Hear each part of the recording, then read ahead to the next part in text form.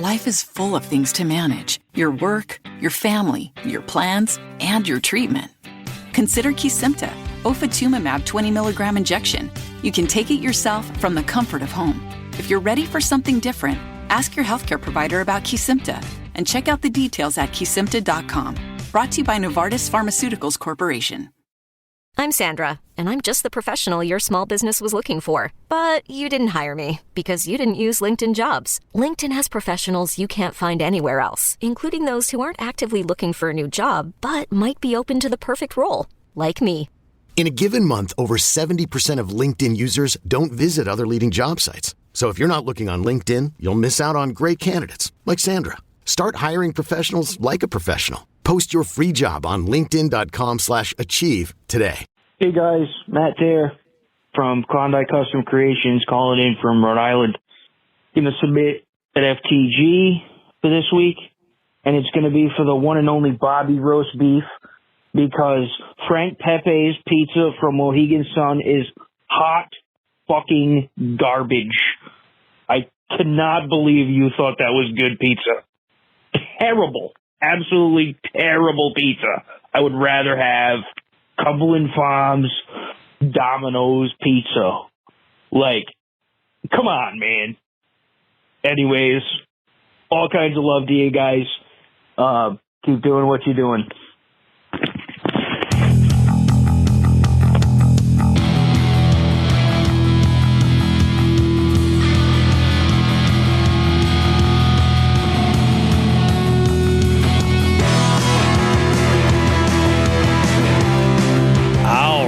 Guys, Jigs and frickin' Bigs, Bobby Roast Beef here. I got Who the Fuck is Joe Brown in the house with us. It is Sunday evening. We're ready to record some podcast greatness, guys. Crazy shit's gone on. I don't know what Matt Thayer had going on this week, but he was so fired up about that pizza conversation. We're going to dive into that a little bit because we haven't heard the last of him. On top of that, Jigs and Bigs history was made just today. Why? Well, because our interview guest this week in the beef seat is the one and only BASSGEEK. Hank is the first interview that I ever recorded live on the water in the boat. So this is pretty sweet and very interesting. We have a great conversation, trust me. This is one I've been really, really looking forward to for a long time. Joe was out on the water today, and he and Jeremiah just put the smacketh down on the same body of water I was out where I couldn't get a bite. We're going to break that down and talk a little bit about it, guys. We got lots of stuff to talk about. I was on the water with Adam Blomeke. We got stuff coming up this October that you don't want to miss out on. All kinds of fun stuff lined up. Everybody, go ahead, grab yourself something to enjoy. We got Jigs and Bigs goodness going on for everybody. We'll see you guys right after this.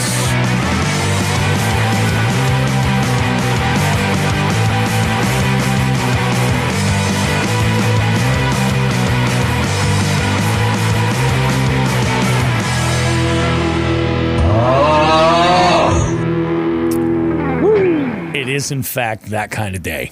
It really, really is. We got Jig Heads in the house.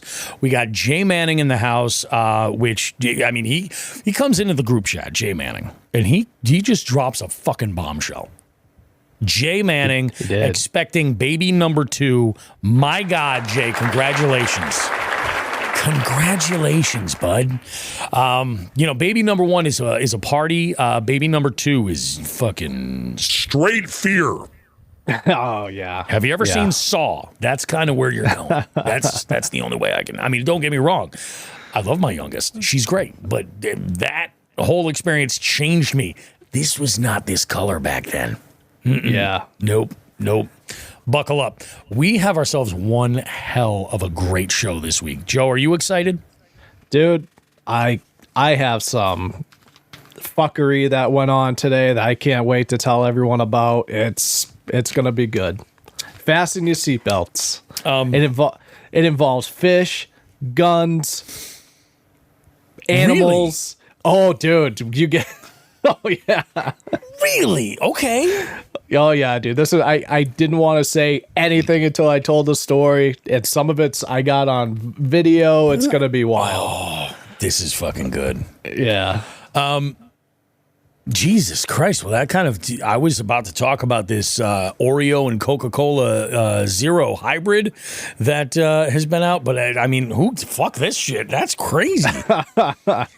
Firearms. It's good. Fucking, wow. All right. Well, And yep. Why don't But we it was still a moment. It was still a moment where it brought sportsmen together. I guess it did. You'll see. You'll see when I tell this story. There's moment. Yeah, you'll see. You'll see.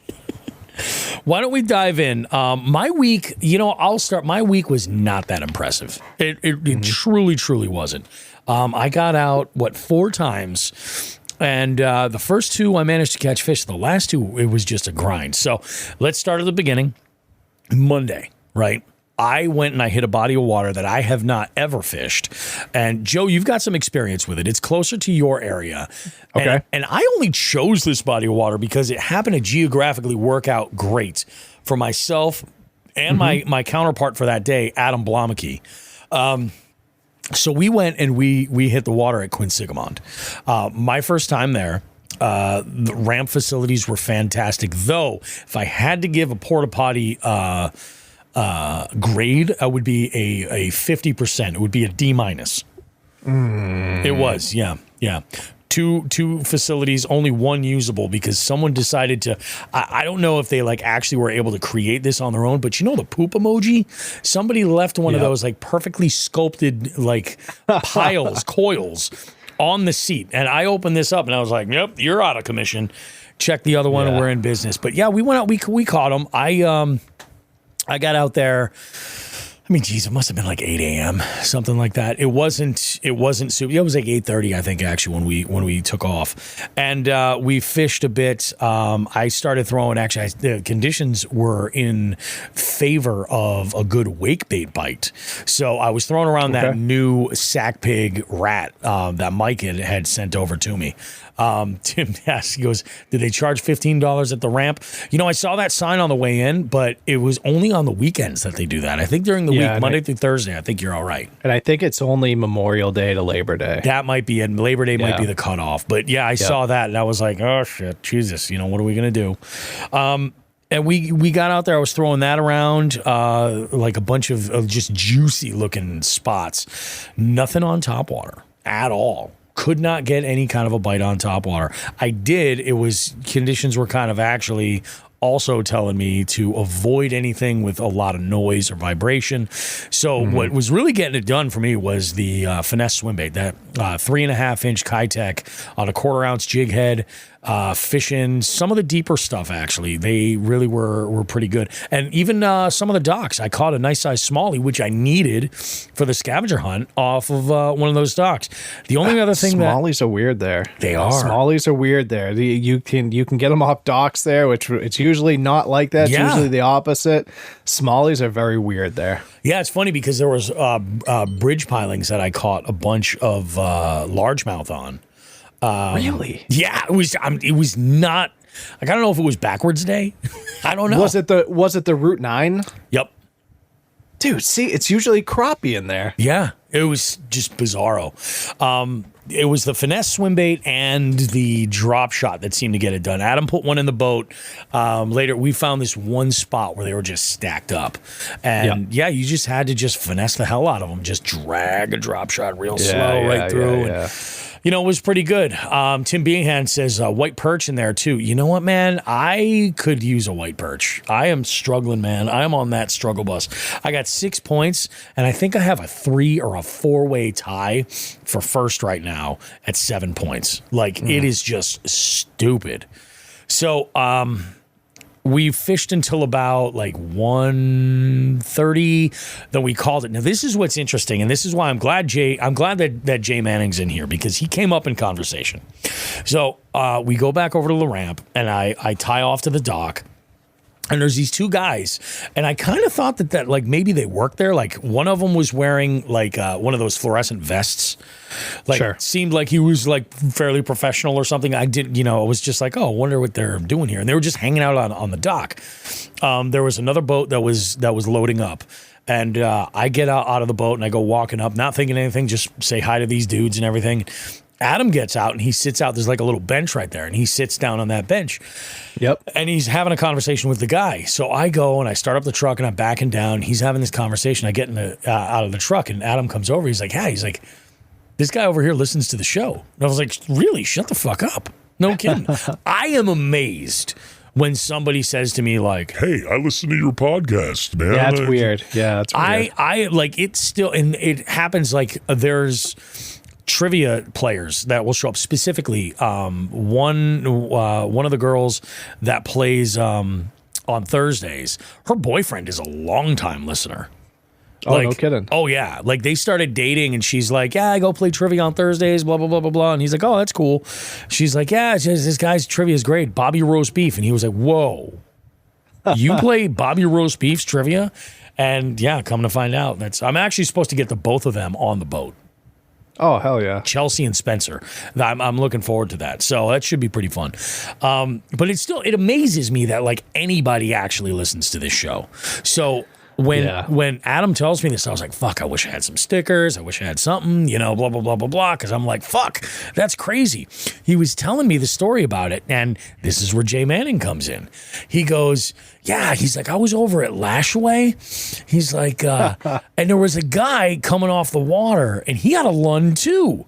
And I was like, was it Blue? And he goes, yeah. I go, I know exactly who that was. And he's like, he goes, yeah. He was like, he mentioned the show. So Jay, appreciate you, buddy. That's awesome. Thanks, Jay.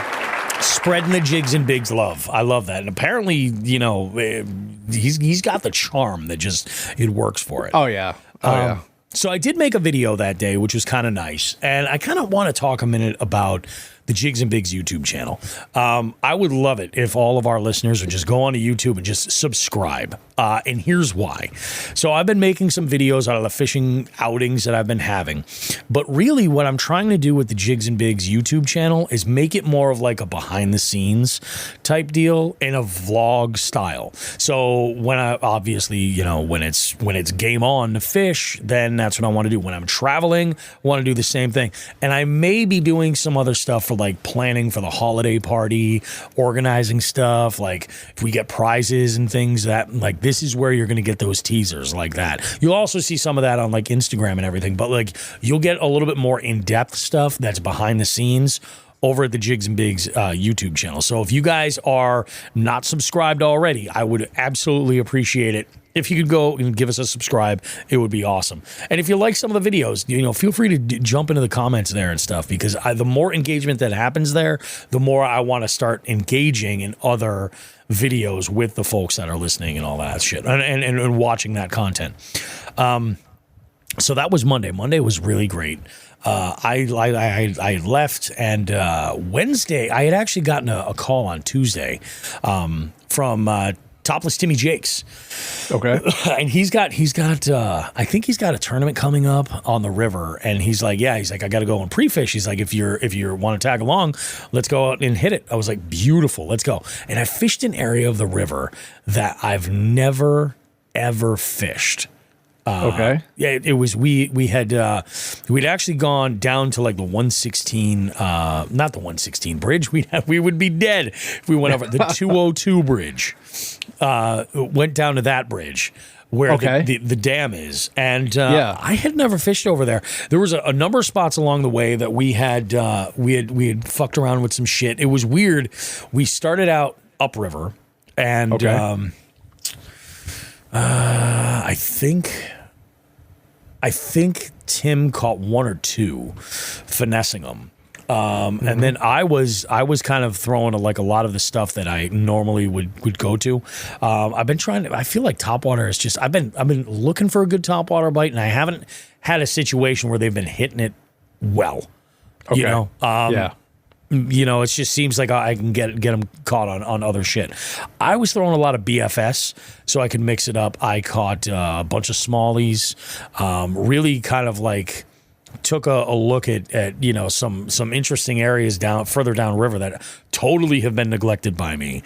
But we had an absolute blast. In fact, Tim had, and I'm hoping that this comes into play with him, he has been getting more familiar with his forward-facing sonar, and he had a little bit of a breakthrough on the boat.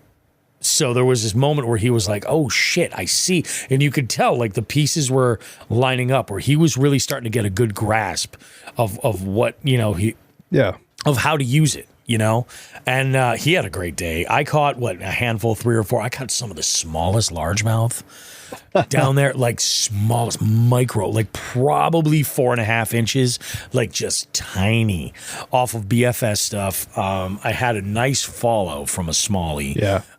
Throwing a Ned, and it's crazy because I think wasn't Wednesday the harvest moon? I think so. I think it was, and I was talking with Cody Lockwood Fishing, and he was like, he's very big on moon cycles. He's like, hey, this is a super moon. You got to go and fish this. Blah blah blah blah. I've noticed that for me, they're not really that fired up. Like, I don't know if it's the bodies of water that I'm choosing, if it's like, I mean, obviously there's still like conditions that are going to come into play. What's going on with the wind? What's going on with the cloud cover? All that kind of shit. But yeah, I don't know. It was just not an ideal sort of day. It was kind of crazy. So that was Wednesday. Wednesday we fished until about like noon, got off the water. And then I had my next plan. I was toying around with the idea of going out on Friday. I was supposed to fish with Bill and Delirious on Friday. That ended up getting scrapped just because where we were fishing, it was like a 2-hour drive. I would have gotten down there and fished for like an hour and a half and then driven all the way back. And it would have just taken all day. I'll tell you, dude, this year I am struggling big time with the schedule with school, with doing pickup and drop off and everything. And now it's like Chloe is super busy and it's just crazy. So I'm like, all right, it is what it is. So my fishing has really been, this is why I've been leaning on the river so much. I'm like, well, if I'm going to go, it's right there, So it kind of works out. I had plans to go out with the wife on Saturday on the boat. Okay. Now, she hasn't been on the boat since quite literally the 4th of July. That was the last time she was on the boat. Right. And it's just, she's always got like, we'll go do this. And I was sort of like, all right, if she bails, I'm going to go and just say, screw it. Now, what was interesting about this trip was that I told her, I was like, we'll go on the river, we'll do our thing. I was like, I'll hit Oxbow early, which is what we ended up doing. and we'll go. I was like, you want to take the dog? Not Hudson. You want to take Eleanor? Hudson can't handle the boat. He is just, I don't know. He just can't hang, Yeah. She was like, yeah, we can give her a shot. Man, Eleanor did so good. That's awesome. Good. Oh, that's awesome. Man. Like, no, and I told her, I was like, she's not going to step on the boat on her own, like from the dock. There's no, she'll be freaked out standing on the dock. So I go pick her up, hand her to me, and then get in the boat, and I'll hand her to you. And she's like, okay, not a problem. We had a little bed for her. She could lay down. Holly brought a blanket out for her, a little bit of dog food so she could have a little bit of a snack. I brought some bottled water. She was stoked. She was great. She would not jump up with me on the casting deck. And what I had done is I went into Oxbow because I really wanted to try to get a pike on. Okay. And I've got this one area where it's been good. We had a pike on, and then we had a pike off, which sucked. It was probably, I would say, in the 20-inch mark, something like that. It wasn't anything crazy, but it would have been that 7th point that I needed to make it a 5-way tie at the time.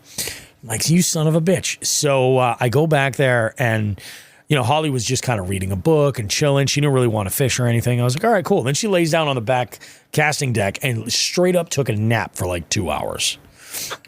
No bullshit. So I was like, I'm not going to go in the main river. I'm not going to start up the outboard and wake her up. I'm just going to let her sleep. And I picked apart every single twig, every single rock, every single overhang, everything in this area twice. I went back and forth. Like, I had my remote in one hand. I've gotten so good at casting with a single hand. I'm just like dialing it in. And I'm like, you've got to be shitting me. I got one more bite on a jig in the same spot where that pike was, because I left it alone and I came back to it like 45 minutes later. And I threw a jig in that same pattern, that same color, and I got a tap, and then that was it. It was just like a peck and then bye. I'm like, there was just nothing there. I'm like, you got to be shitting me. So I said, when she did wake up, I was like, hey, I'm kind of thinking about lunch. What do you think? She goes, all right, yeah, that sounds like a good idea. So we take off, we go, and she actually was just like, yeah, she's like, you know what? She goes, I got a bunch of leftovers at home. Let's just go home. I said, all right, cool. So we go home. Now, we had plans to go out. Bobby Roast Beef and the Queen Beef went out Saturday night. Holy shit. We went up to my favorite bar. Like, when people ask me where I go to get a good drink, I go to the Berkshires. I go to Moon Cloud up in Great Barrington. I think I've talked about this place on the show. Yeah, you have. Yeah. Craft cocktails and charcuterie. So they had a drink. Oh, and I meant to take a picture. It was called a Fuego and something. I forget what it was, but it was a jalapeno infused mezcal with a variety of different flavors. Chili, smoke, just absolutely out of this world, dude. I had two of them. Fucking love mezcal. Dude, I love jalapeno infused anything. And it was just we're sitting at the bar and we're watching the bartender, and like he's making these like faster than their orders are coming in faster than he's able to make them. He's like, yeah, this is crazy. It also was like the drink at the top of the specials menu. Yeah. My wife had two different drinks. One was called a Meteor Shower. It was a gin-based cocktail. She's a big gin fan. And then she had a Negroni for her second drink. Mm-hmm. We had a charcuterie board with two different types of cheese, this like red pepper, almost like a pesto spread, and what do they call it? I think they called it Sparks. It was this dry cured ham. Oh my God. Oh my God, dude. Out of this world. Good stuff. We had ourselves a great time. It was a nice little evening out. We walked around downtown for a little while, so we're like, yeah, well, this is good. Drove home. She passed out on the couch like immediately. We may have had some edibles on the way. So, we certainly did, actually. And then, I was like, I told her, I was like, my plan was to go up, actually, looking for pike to Onoda. I was like, I'm going to go to Onoda. But then I remembered that now, my original plan for Sunday was I was supposed to fish with Pat and Matt Thayer. We're supposed to get out and fish with those two dudes. Somewhere I'm thinking in Connecticut was kind of the idea. And just like in the communication stream between all of us, the ball got dropped. There was nothing picked up. So Matt had actually texted me and was like, hey, man, we're going to do the following Sunday if you're around. I was like, let's do it. That works for me. Yeah. So I decided, I was like, well, I'm going to take this opportunity and I'm going to go and hit Onoda. And I was like, well, why am I so fired up on pike? I go, really? Like, what is it? I'll be honest with you. It's the river. It's just because it's right there. Yeah. So that's part of it, and dude, and they're fun to fucking catch. It's such, not only that, but dude, like, I'm actually pumped that you've been going there a ton, because it is such a diverse body of water. Like, if you just keep breaking it down, just piece by piece, dude, like, not only will you just, be able to smash that place, but due to the diversity, you'll just like excel as an angler quick. Yep. Breaking down that body of water, because you have the oxbow where it's that like those lake type conditions where you got your deep spot, you got your vegetation, you got your stumps, you got this, you got that. Yeah. And then be like, oh, well, now I want to go hit some smallies on the river. And you just friggin' cruise out to the river, and there you go, It really is. Like, I've been saying this for years. It's a resource I have not taken advantage of. Right. And now I've got the means to do it. And this is a good move. So, my plan was, I was like, yeah, I'll go to Onoda. And I'm like, should I maybe go to Stockbridge instead? And focus on some of those oddball species, because it's one of those spots that I have not hit up yet for like the rock bass and white perch and all the rando stuff. So I'm like, should I maybe go and do that? And then it dawned on me, I'm like, I've got this interview with Hank, BASSGEEK, and that's at 2:00. I'm like, let's record it on the water. I've got the stuff to be able to do it. The only way I'm ever going to actually do it is if I just try it. We'll see what happens. So that night while I was home, I set everything up in my dining room, my iPad with the travel recorder, mic, headphones, everything, just to make sure like everything was working and all of that. the thing worked awesome. It was fantastic. So I was like, all right, cool. That's what we're going to do. And I said, I'm just going to get up nice and early. I'll head out to the river. I woke up in the morning and everybody was out of the house. I totally forgot my youngest had gone to sleep over at a friend's house. So, and Chloe wasn't home that night and Holly had to work first thing in the morning. So she got up and I'm like, I'm not going to leave the dogs here all day long. And I knew I was going to have to pick up Delaney. So my plan was I'm just going to chill here and pick her up maybe like 11 a.m. So I texted her. I said, I'll pick you up. I only hit the water, I think, at like 12. It was when I got out there today. And really, the goal was by the time I got out to the spot that I wanted to fish, I was like, well, I better set up this gear so that I can record this. I gave myself about 30 minutes or so after everything was set up to fish for a bit. Nothing going on. The bite that I did get, I was throwing the same presentation as I was before. It was a bladed jig. And I'm like, all right, so we'll just go and we'll fish this other area. Recorded with Hank, and that interview was awesome. That's awesome. It is just so crazy that like in like 2018, I discovered his content and was just like, I want to learn how to do these things.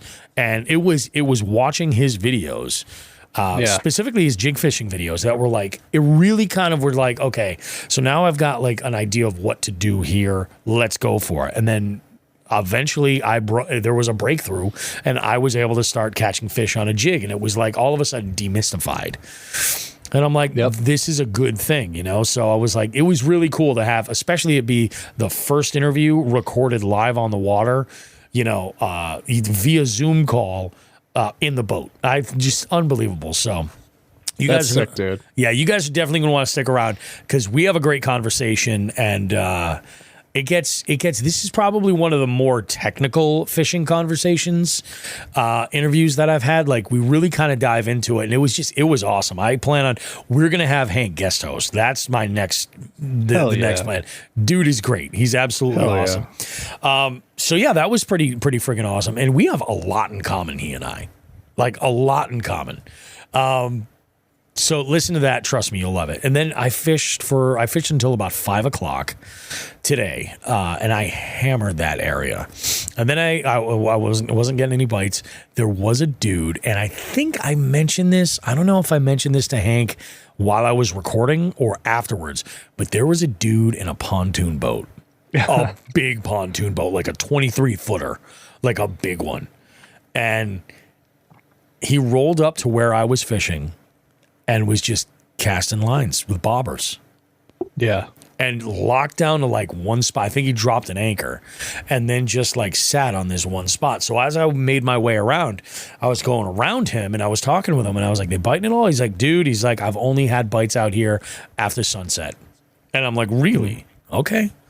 So that's another thing I'm going to have to start, doing that. And now, which is kind of nice because it's getting dark earlier now. So I don't have to be out there that crazy. It's like, if I'm out there till 7 o'clock, the sun's down and that bite could fire up. So something to fool around with, but made my way back around, had a conversation with a couple of dudes at the ramp, promoted the show a little bit. It was just, it was a nice day. And then here we are. After that, before we go any further, I want to show you guys this. My daughter. So remember last week was my birthday? My oldest daughter got me the most inappropriate gift. Yes.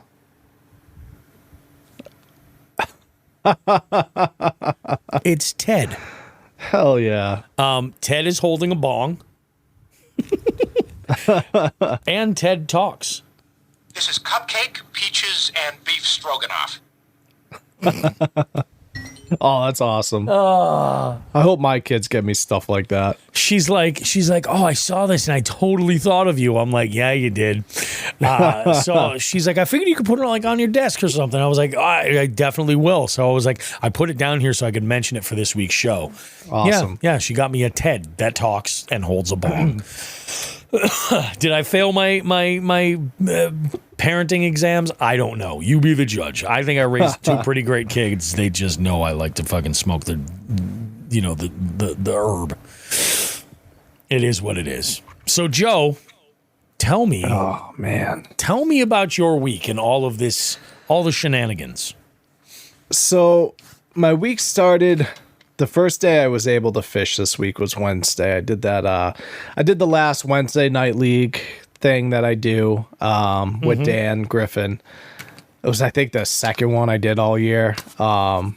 It was absolute. It was the last one. It was last away. So I was like, yeah, man, I'll jump in. I was able to get out of work a little early because I kept it, like, when you come to another one, when you come to another one. But it's just on Wednesday. It's tough for me with work on Wednesdays. Yep. So, anyway, so I grabbed Jeremiah. And I was like, dude, you're my partner tonight. I was like, grab your shit, let's go. He's like, perfect. That's awesome. He's all excited. He's all he wants to do is fish tourneys now. We'll talk about that later. But so we go, and it was just absolute hot dog shit, dude. It was they had just they had like an algae bloom going on in there. And they just weed killed it like a couple days before. So, and I didn't know that because I mean, I'd been absolutely slaying them over there. So I was like, oh, sweet, money in my pocket. Nope. And I just they treat it chemically, right? Correct. Yeah. Correct. And there was a couple of people that got on some, good ones for there. Sure. But what I had been doing there did not work. No. Like, I think we caught 2 fish the whole time. Like, I was just like, I ended up like taking them out of the box, throwing them back. I was before I even went back, I was like, we got the fish, we had fun, donated our money, let's go. Oh yeah. And so that was like dog shit. But then we yesterday we went out to me, Meg, and Emma and the twins went to the Big E. Oh, as a family that's right. affair. Yes. As a family affair. Wicked funny. So, I mean, like Meg and I are kind of like introverts. So she's like, all right, so the weather is not the best. So let's go early. Like, there won't be a lot of people there. I was like, perfect. Because, we're going to try to go during the week, but pulling the kids out of school and stuff kind of makes us look like shitty parents to go to the Big E. You know what I mean? Like work and stuff. But I was like, oh, that's perfect. Like, they're probably, it's kind of chilly, like kind of, dreary out. No one's going to be there. Yeah. So we went and had a fun time, and we're like, the kids went on their rides, all that crap, and we're like, man, it's a lot more packed than I thought. And second Saturday is always, dude. So I saw on like some news thing today that like they set the single day record yesterday while we were there. Yeah. So I was like, okay, that's why. She's like, yeah, we gotta go during the week next week, but yeah, it was awesome. We Meg and I drank, some beers. Dude, we had, oh man, what did we have this one? It was a pretzel wheat beer. Oh, really? Dude, they put this like rim on it, like with salt, and maybe it was like a caramel or something. Dude, it tasted just like a German like baked pretzel, dude. It was really wild. It was weird, dude. I'm into it was good as hell, man. And then, we got, obviously we did like the pumpkin beer, stuff like that. And the kids, do you remember the zipper ride when like we were kids? The zipper ride. So it's hard. It literally looks like a zipper, but it like kind of, it turns like this. And then you're sitting in those cages and the cages flip at the same time. Yeah, I know exactly what you're talking about. Dude. Yep. Got the twins to go on that. Oh, God. I won't go on it. No. Talk them into going on it. I was like, dude, I'll give you guys $20 if you do it. And they're like, okay, dude. Like you could hear them in the fucking cages, dude. Like, just make it stop the ride. This episode is brought to you by Allstate. Some people just know they could save hundreds on car insurance by checking Allstate first. Like, to check you have the tickets in your wallet first before you drive 2 hours to the big game. Seriously, you had one job. Now the closest you'll get to the 50-yard line is parking lot D. Yeah, checking first is smart. So check Allstate first for a quote that could save you hundreds. You're in good hands with Allstate. Savings vary. Terms apply. Allstate Fire and Casualty Insurance Company and Affiliates. Northbrook, Illinois.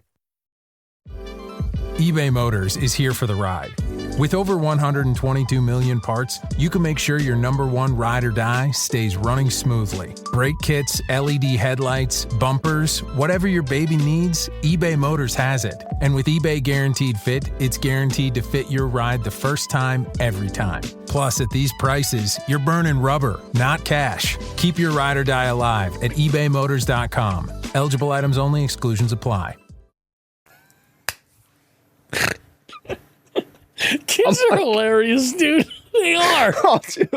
I'm like, oh my God. I was like, all I could think of was like, oh, don't throw up. We don't want to be the parents where our kids throw up on the rides. So we did that. Just make it stop. Yeah, dude. So, you know how they have the UFO too? The one that spins, like that you go inside. Oh, yeah. Dude, Emma went in that. What? She wanted to do it again. She's tall enough to even do that? Or they turn a blind eye? She just made the height. But, dude, she's a daredevil, and it scares the shit out of me. Oh, hell yeah, dude. Dude, I was sneaking her on the swings when she was too short. And, dude, she went on that. Meg ended up going in with her. I won't do that shit. But how did Meg do? So Meg is really well with it. She does really well with, rides and stuff. I could do rides. I can't do spinny shit. Yeah. Like I'll be fucked up all day. But no, so we did that, and kids had a blast. They felt like shit for the rest of the day after that zipper ride, which was wicked funny. It was great though, because it was like less money we had to spend on food and whatnot, because I didn't want to eat anything. But yeah, so we went there. Man, came home, took it easy, and then I'm on the way home, and I really had no intention on fishing today. Yep. I was like, maybe I'll just like kind of do shit around the house, whatever. And we're on the way back, and Meg's like, why don't you and Jeremiah like go fishing tomorrow? Like figure out a good place to go. And I'm like, okay. And this is when we have the kids. I go, Jeremiah, where are you thinking? He goes, Connecticut River. I'm like, perfect. We can do that. Beautiful, I was like, you want to go north where the big, he calls it the big bridge, the French King Bridge. Oh, He's like, yep. He's like, yep. I was like, perfect. So we get up early-ish this morning. I had all intentions of getting up at like 4:35. Ended up getting up at like 6. Jesus. And we got there probably about 8 o'clock. We got there probably like 7:45. Because it's like an hour and 10 from me to the Barton's boat ramp. And so we go there, and there's a few boats in the parking lot, nothing crazy. I see a nitro like up in the lily pads right across from the ramp. And but dude, we see bait fish just boiling on the whole lake, just like coming out of the water, like constant coming out of the water. So I'm like, I'm not jealous at all.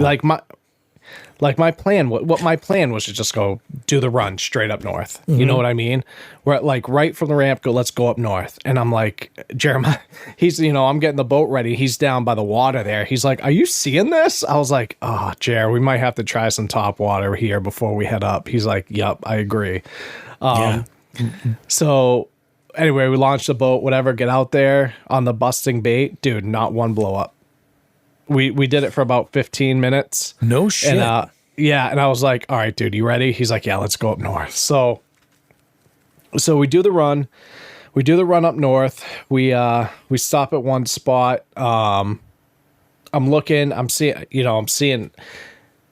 the current was almost non-existent, Bobby. I watched the current flow. It was like non-existent today. Yeah. Towards the end of the day, and as I went farther north, it was more normal, better, but nothing. Yeah, but nothing that wasn't manageable. It was like perfect. But so we're there like no current, dude, to the point where I'm just like it's just like in a lake, like being in a lake. Like it wasn't taking my bait downstream, nothing like that. That's how it was Wednesday when I was out with Tim. Yeah, it's weird. And so we get up, so I see some fish like sitting on the bottom. I'm like, Jared, I was like, I don't think these are bass, but let's toss in there and see. So we toss in there, and it was a school of rock bass. So like, oh yeah, and so we hit like Jeremiah he caught like 2 or 3 of them, and it was his first time catching rock bass. I don't even know if he'd seen one before, because he's like, what the fuck is this? I mean, he didn't say what the fuck, but he's like, what is this thing? I was like, oh dude, they're rock bass. And so we screwed around with them for a bit, and then at that same spot, but when I'm on the live scope, I'm looking, I'm like, these are rock. I was like, Jeremiah, there's other fishing with them that are not rock bass. Like, just keep tossing that out. And sure enough, he put the first smallie on the boat out of the 2 of us. And a decent one, probably, 14 inches, 13, 14 inches. Yeah, so not a bad smallie. Yeah. Nice little start. And so we do that, and from there, so now he starts to get like ballsy. You know what I mean? He goes, hey, because I don't have a smallie on the boat yet. And he goes, how about biggest smallie of the day gets $20? I'm like, okay. I go, okay. I go, you sure you want to do this? You sure you want to do this? He's sure like, you want to owe me money? Yeah. He's like, because I think at that point, he had caught 2, and I didn't have a smallie yet. He caught two to my 1. And so I was like, I'll take the bet, because the degenerate gambler in me had to. Oh, yeah. And don't turn it down. So we move up to my next spot. Before that, all my spots, every time I went to them today, because I have like 4 or 5 spots that are my go-tos on that river. Yeah. Every single one of them had a boat in them today. I was like, oh, you shit. Like, Jeremiah's like, okay, because he knows my spots too. He's like, all right, let's go this spot. I go, okay, let's go. Take the corner, boat. I'm like, oh. He's like, well, we have the other. I was like, yep, let's go there, boat. So, dude, we caught probably 20 fish on a spot I never fished before. Like, now it's a new spot. That's what I'm saying. Isn't that awesome? Yeah, dude. So, yeah, we just found them in flats, dude, like 6-8 feet of water. We were running Demikis. I got Jeremiah on Demiki, right? He's like all about the Demiki. Today he was all about the Demiki and the we were using the not the spark shad, the jerk shad from Z-Man. And then he was using that and the big Joshy, dude. He was using the silver big Joshy, nice. And that's what he kept catching the bigger ones on that. And I'm like, oh, really? I was like, I'm not using the same bait as him. I refuse. So he got another one that was like a good size one. I think that was the one I sent a picture to you. Yep. And like I didn't tell you that the fact that I was about to lose $20. So we caught 1,000. We caught a ton of like 14, 15 inch fish. You know what I mean? And he's like, he's bragging. Of course. We each caught probably. God, we each probably caught 15 fish, and it's a great day, dude. Oh yeah. And so we go up. So I'm like, all right, let's go even farther north. I was like right up to the dam. He's like, yeah, let's do it. Cause I was like, the water's up, the current's, low. He's like, yeah, let's do it. Yeah.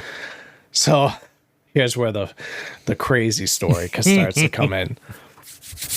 So we go up, dude, and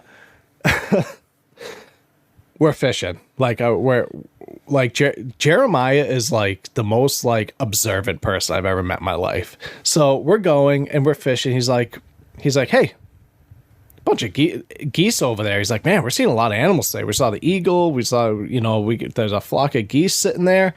I was like, oh, I look over, it's like 15, 20 geese like sitting, kind of near the shoreline. And we're fishing, still catching fish. And then I hear like a couple guys talking, and I'm like, and I look back over, and that's where I realized, dude, I'm like, Jeremiah, those aren't geese. I was like, those are decoys. And then I look closer, and then I can see where the blind is. I'm like, oh, we're like right by these. Right, I was like, these dudes are hunting. And he goes, really? I go, yeah. Dude, as I say that, I start hearing geese. Oh, fuck. I start hearing, and they know we're there. We're like right in front, like so they right can in front see of you. Yeah, we're like in front of them, like probably like 50 yards off them, and just upriver about another 50 yards. Yep. And oh Jesus Christ! so I'm like the hunter in me is like, oh my god, I am such an asshole. Like right now, like I was like, there's these geese, and they weren't calling or anything. You could hear these geese coming, and I go, Jeremiah, get down in the boat. He goes, what? I go, get down in the boat, and I just yell, I go, we're getting down. I was like, call them in and shoot those fucking things.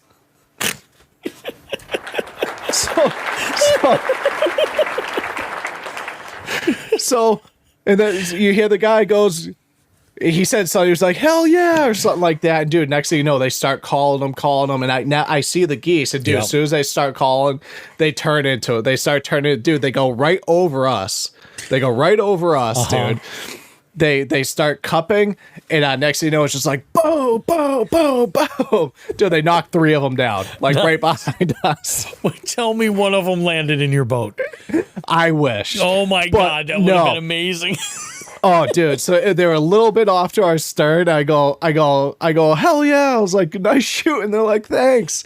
And then, you know, their dogs, they had dogs too. Yeah, so their dogs start going out. And one of the geese that they had 2 dogs, 3 geese. So each dog gets a goose, and there's another one, dude. And then the dog kind of like lost sight of that third one. Mm-hmm. And like it kept going in, looking, and then would go back. And I go, all right, Jeremiah, I'm gonna go help him out. I'm gonna go grab this thing. Yeah. And so I turn around, and I'm going towards. I see the goose. I was like, he's like, dude. He's yelling. He's like, thank you so much. He's like, can you just like pick it up, like, and then just like say hey, yeah, say like hey, get my dog's attention. Just throw it so she sees it. I was like, hell yeah. So I go in, I'm at the front of the bow. I grab this goose in the boat, which this is all on GoPro too, which is going to be a great friggin' like awesome videos. And I yell to the dog and I throw it, and by this time it's kind of, I go, do you want me to go a little bit closer first? Because it's now it's kind of, he's like, nope, she's got it, and she comes all the way out, grabs it. And I go, oh, that's awesome. I was like, yeah, we can't. I was like, I haven't goose hunted in a while, but we can't hunt on Sundays anyway. I'm from like down in Massachusetts. Yeah. He's like, oh, I'm from Massachusetts, like Central Mass. I go, oh, no kidding. And then I'm like, know him. And then I'm like, wait a second, dude.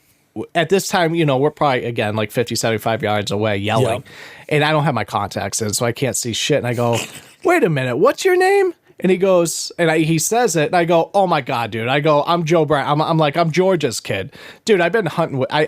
Would go hunting with this kid from like the time I was Jeremiah's age until like, what are the fucking odds? With this guy. He's friends with my dad. He goes, holy shit. He's like, no. He's like, nice boat. He's like, oh, I'm gonna go call your dad now. I was like, dude. I was like, he's like, friggin' small world, because we're up in Vermont basically, and he lives next town over from me. That's wild. And so that was the the geese, guns, sports, just a little bit of sportsmanship, helping out each other, and so after he got that goose, I waved, said hi, talked for a second. I got out of there. I was like, I'm not gonna fuck on their hunt anymore. So we go back and we basically go back to the same spot that we were catching them all in. Mm-hmm. Jeremiah is still saying like, the goose doesn't count. Like, I'm still beating you. You're going to owe me $20. I'm like, you better shut up. I was like, you better shut up, you little asshole, or you're going to be swimming back to the ramp. And, so we get back, dude. And, we basically get back to that spot. He catches another one. This is actually kind of wild. I don't have it on cam, but it was friggin' sick. He gets a nice one, another decent one, sends it back, dude. And as like not 2 seconds after he was on the back of the boat, tossing the back of the boat, dude, eagle comes down, grabs the thing, the smallmouth, probably like a 1.5 pound smallmouth. The smallmouth's like, really? To the point where the eagle drops it and then goes back for it, and the smallmouth's like, the eagle never got it. The smallmouth like shook its way out of the eagle's feet both times, or talons both times. That's wild. Yeah, it was crazy. But anyway, so it's getting towards the end of the day. It's like the end of our fishing trip. I'm like, fuck. I'm like, all right, I'm going to owe him $20. I'm never going to hear the end of it. Oh, yeah, forever. Yep. So I'm running the Damiki rig, and all of a sudden I have a hit, and I set it, and starts coming towards me. So I'm like, he's like, another one? I was like, yeah, just another, because there's so many cookie cutter fish today. Yep. And then it comes out of the water. I go, Jared, grab the net. I was like, this is the biggest one of the day. And Jeremiah has never operated a net. Ever? I realized today. Okay. He's never been the net man. Either he's never been the net man and he's really bad at it, or he was trying his best. Yes. For me to lose that fucking fish. The fact that I did not lose this fish is a miracle. Yeah. Like, dude, he's like, I was like, all right, ready, I'm coming to you. Dude, he'd like stab the line. He's like stabbing the line with it. And I'm like, oh my God, dude. I was like, because I did, I'm running 6 pound tests. There's a 3 plus pound fish. Like, I didn't want to boat flip it. You know what I mean? Of course not. Yeah. And I'm like, dude, I will cut the GoPro video into some kind of, it was the most comical, fucked up looking thing. Watching me trying to put with this fish and him, I'm pretty sure he was just fucking with me. Like, there's no way, like, oh God, he had to have just been fucking with me. And finally, I'm like, so now it's at the point where I'm like, now I have the net and I have the rod too. Yep. So I'm trying to, do both. Life, dude. And he goes, I'm like, I will get, but I'm like kind of struggling because like I never used this net before. So I'm like trying to extend it, but I didn't lock it. So as I put it in the water, it's like de-extend. I'm like, oh my God. So he goes, just give it to me. He's like, I got it. I'll do it. I'm like, okay. Give it to him. Stabs the line again. I'm like, oh my God, dude. I was like, dude, just fucking keep it still. Just keep it still. I will bring it to the net. Finally, I fucking land the thing. This is amazing. Dude, this is like no joke. It went on for like 3 minutes of just like, I'm like, I can't, how this fish is still on, I have no fucking clue. Like, dude, it was, I was waiting for him to grab the scissors and just like cut the line. You know what I mean? And, wow, as you're telling me this, this is what I'm hearing in my mind. No, that's the wrong fucking thing. Here, this is what I'm hearing in my mind. Dude, exactly. That's exactly what it was like. So I finally get in the boat. It's like a 3 pound fish. That's actually probably the biggest smallie I've caught on that river up there. Oh, no shit. Yeah, it was just weird that it was in there because like I know there's big ones in there, and I just haven't.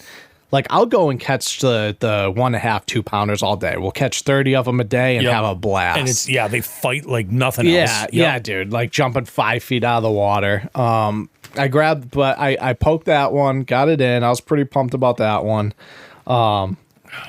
Jeremiah was not. He was not pumped about that. I'm sure he was.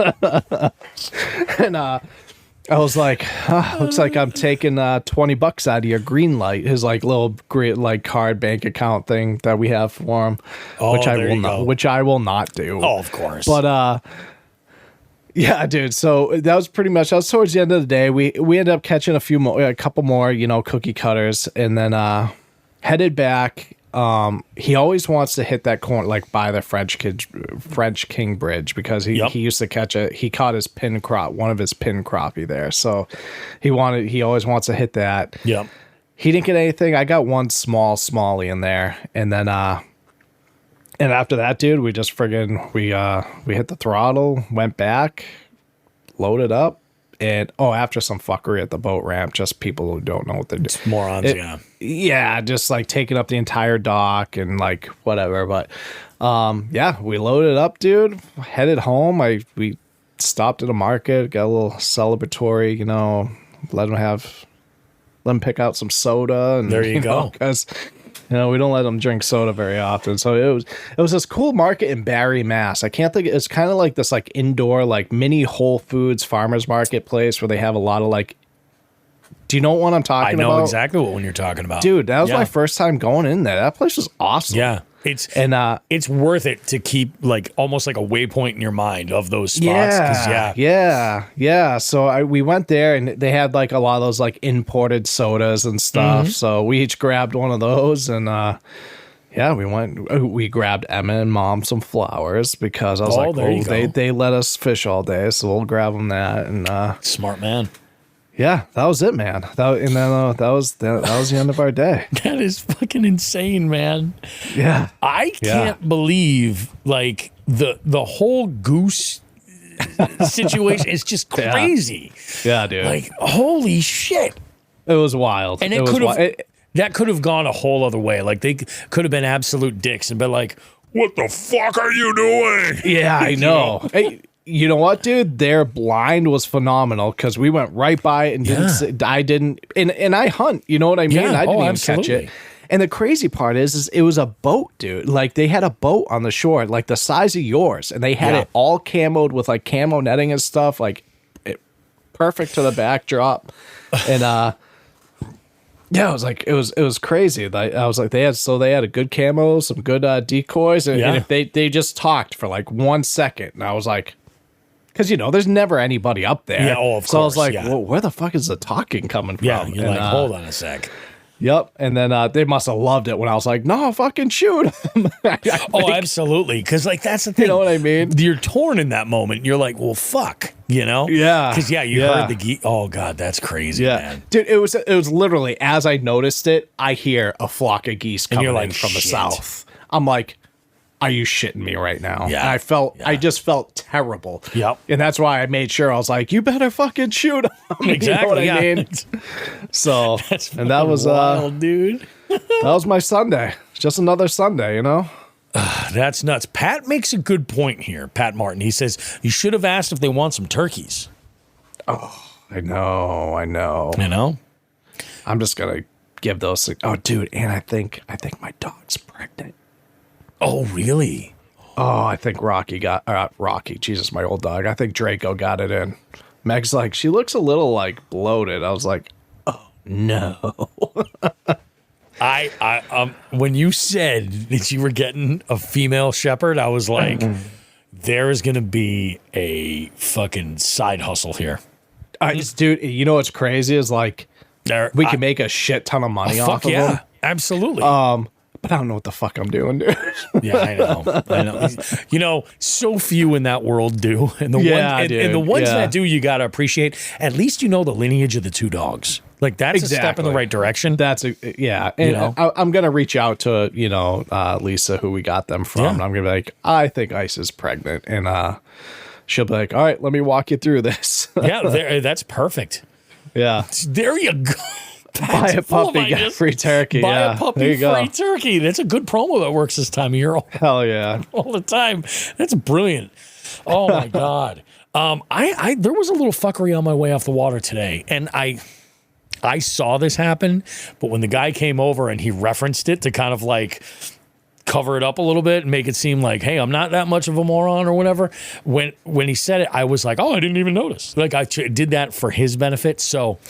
there's this dude on the dock tied off on the other side from where I am. And I'm sitting there, and I got there after he was, and he starts backing his truck down. Now, there's already a boat launching on the other side. You know the oxbow ramp, right? Oh, yeah. You know how on the sides of the ramp, there's like that little concrete partition that lip. comes up? Yeah. Yep. So he's coming in, and I can see that this is not going well. Like, I'm talking, it's like, it looked like Soul Train, like, dang, like just every which angle you could do. You know what I mean? And I get it. Like, I don't love backing my trailer in when there's another vehicle there. I don't love it. Sure. I will say this. I like it if they're in a straight line because then it gives me something to line up with. That's cool. I get it. So this guy's coming down like crazy. And I'm like, oh, this is not going to be good.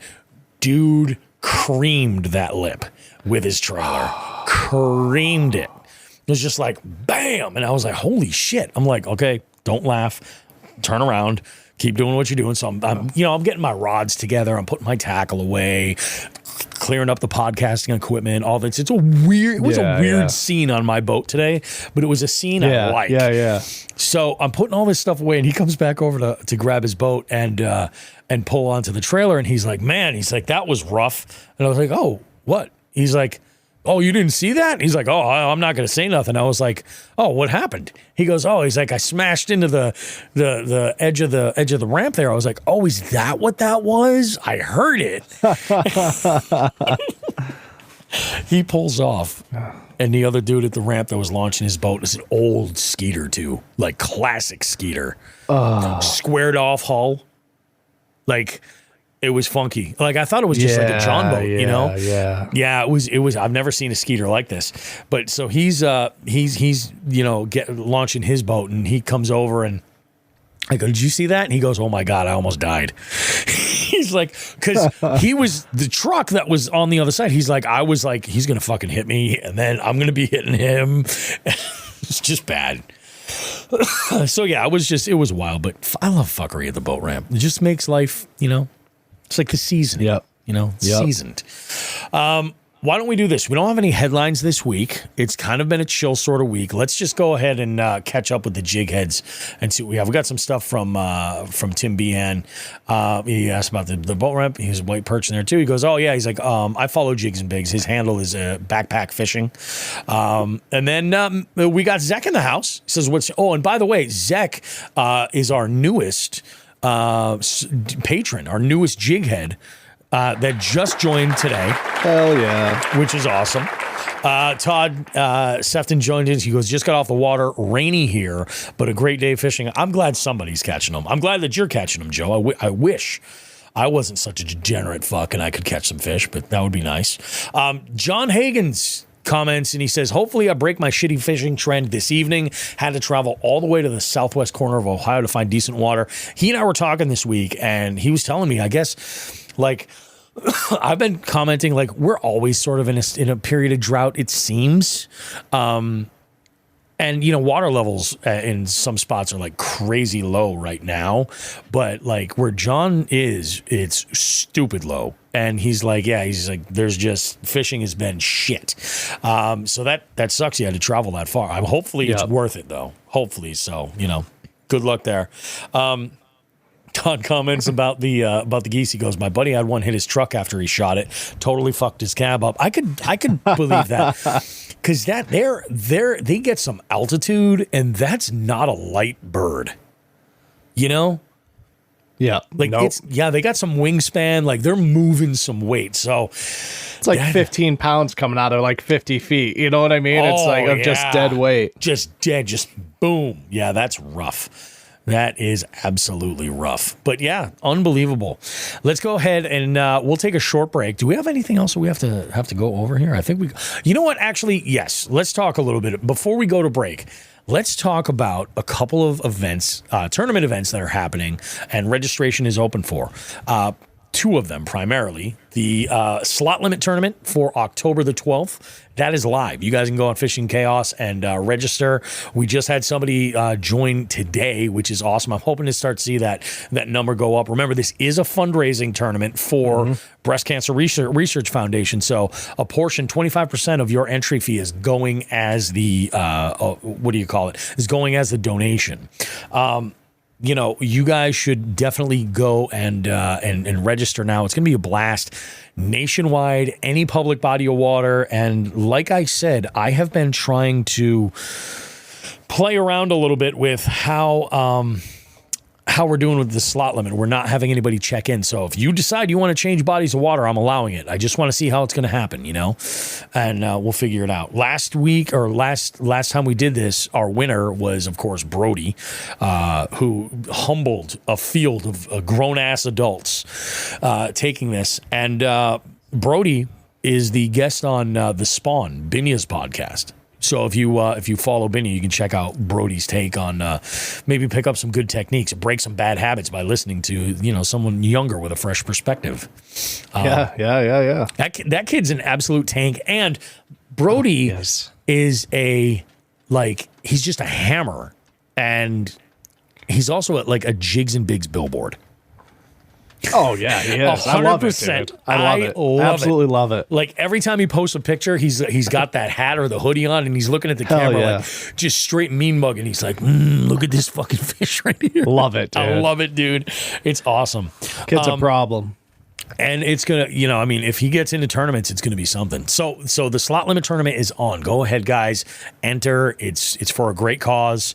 And it's all going down. That's in October. Speaking of October, the last multi-species event of 2024 is in October. Registration's open right now. So go ahead and register for the October scavenger hunt. It's the last one of 2024. This is a great time to fish, guys. Get out there, catch them. This is going to be a lot more exciting, too, I think, for catching trout. I'm hoping, fingers crossed. Christ, I need the help. And, go out there and have yourselves a good time with it.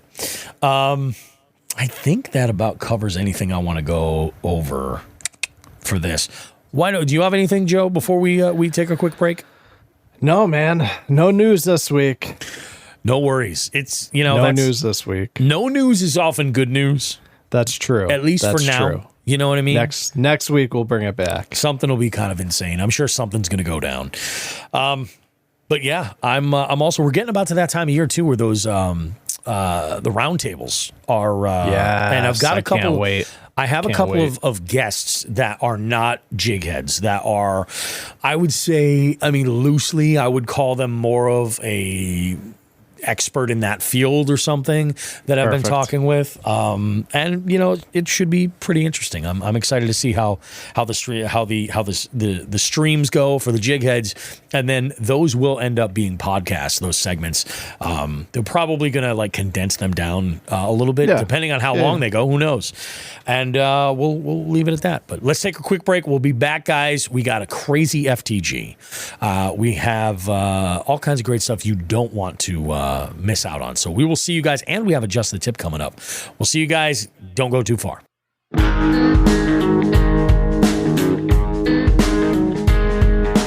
Jigs and Bigs wants to take a moment to say thank you to our partners for helping us continue to push the limits of our fishing adventures and bring you amazing long-form podcast content. We need to thank Dark Horse Tackle, Omnia Fishing, A-Bay Lure, The Bay House, and The Ship Motel. We can't forget about Three Bells Outfitters, Torres Sunglasses, and of course, Reaction Tackle. Be sure to check the description of this podcast for any associated affiliate links or promo codes they've generously provided our listening audience. Again, we cannot thank our partners enough for their support. Please consider supporting them and supporting the show in the same process.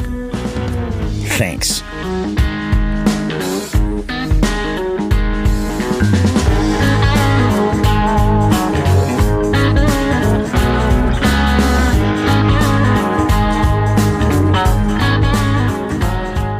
Hey, you. Yeah, you.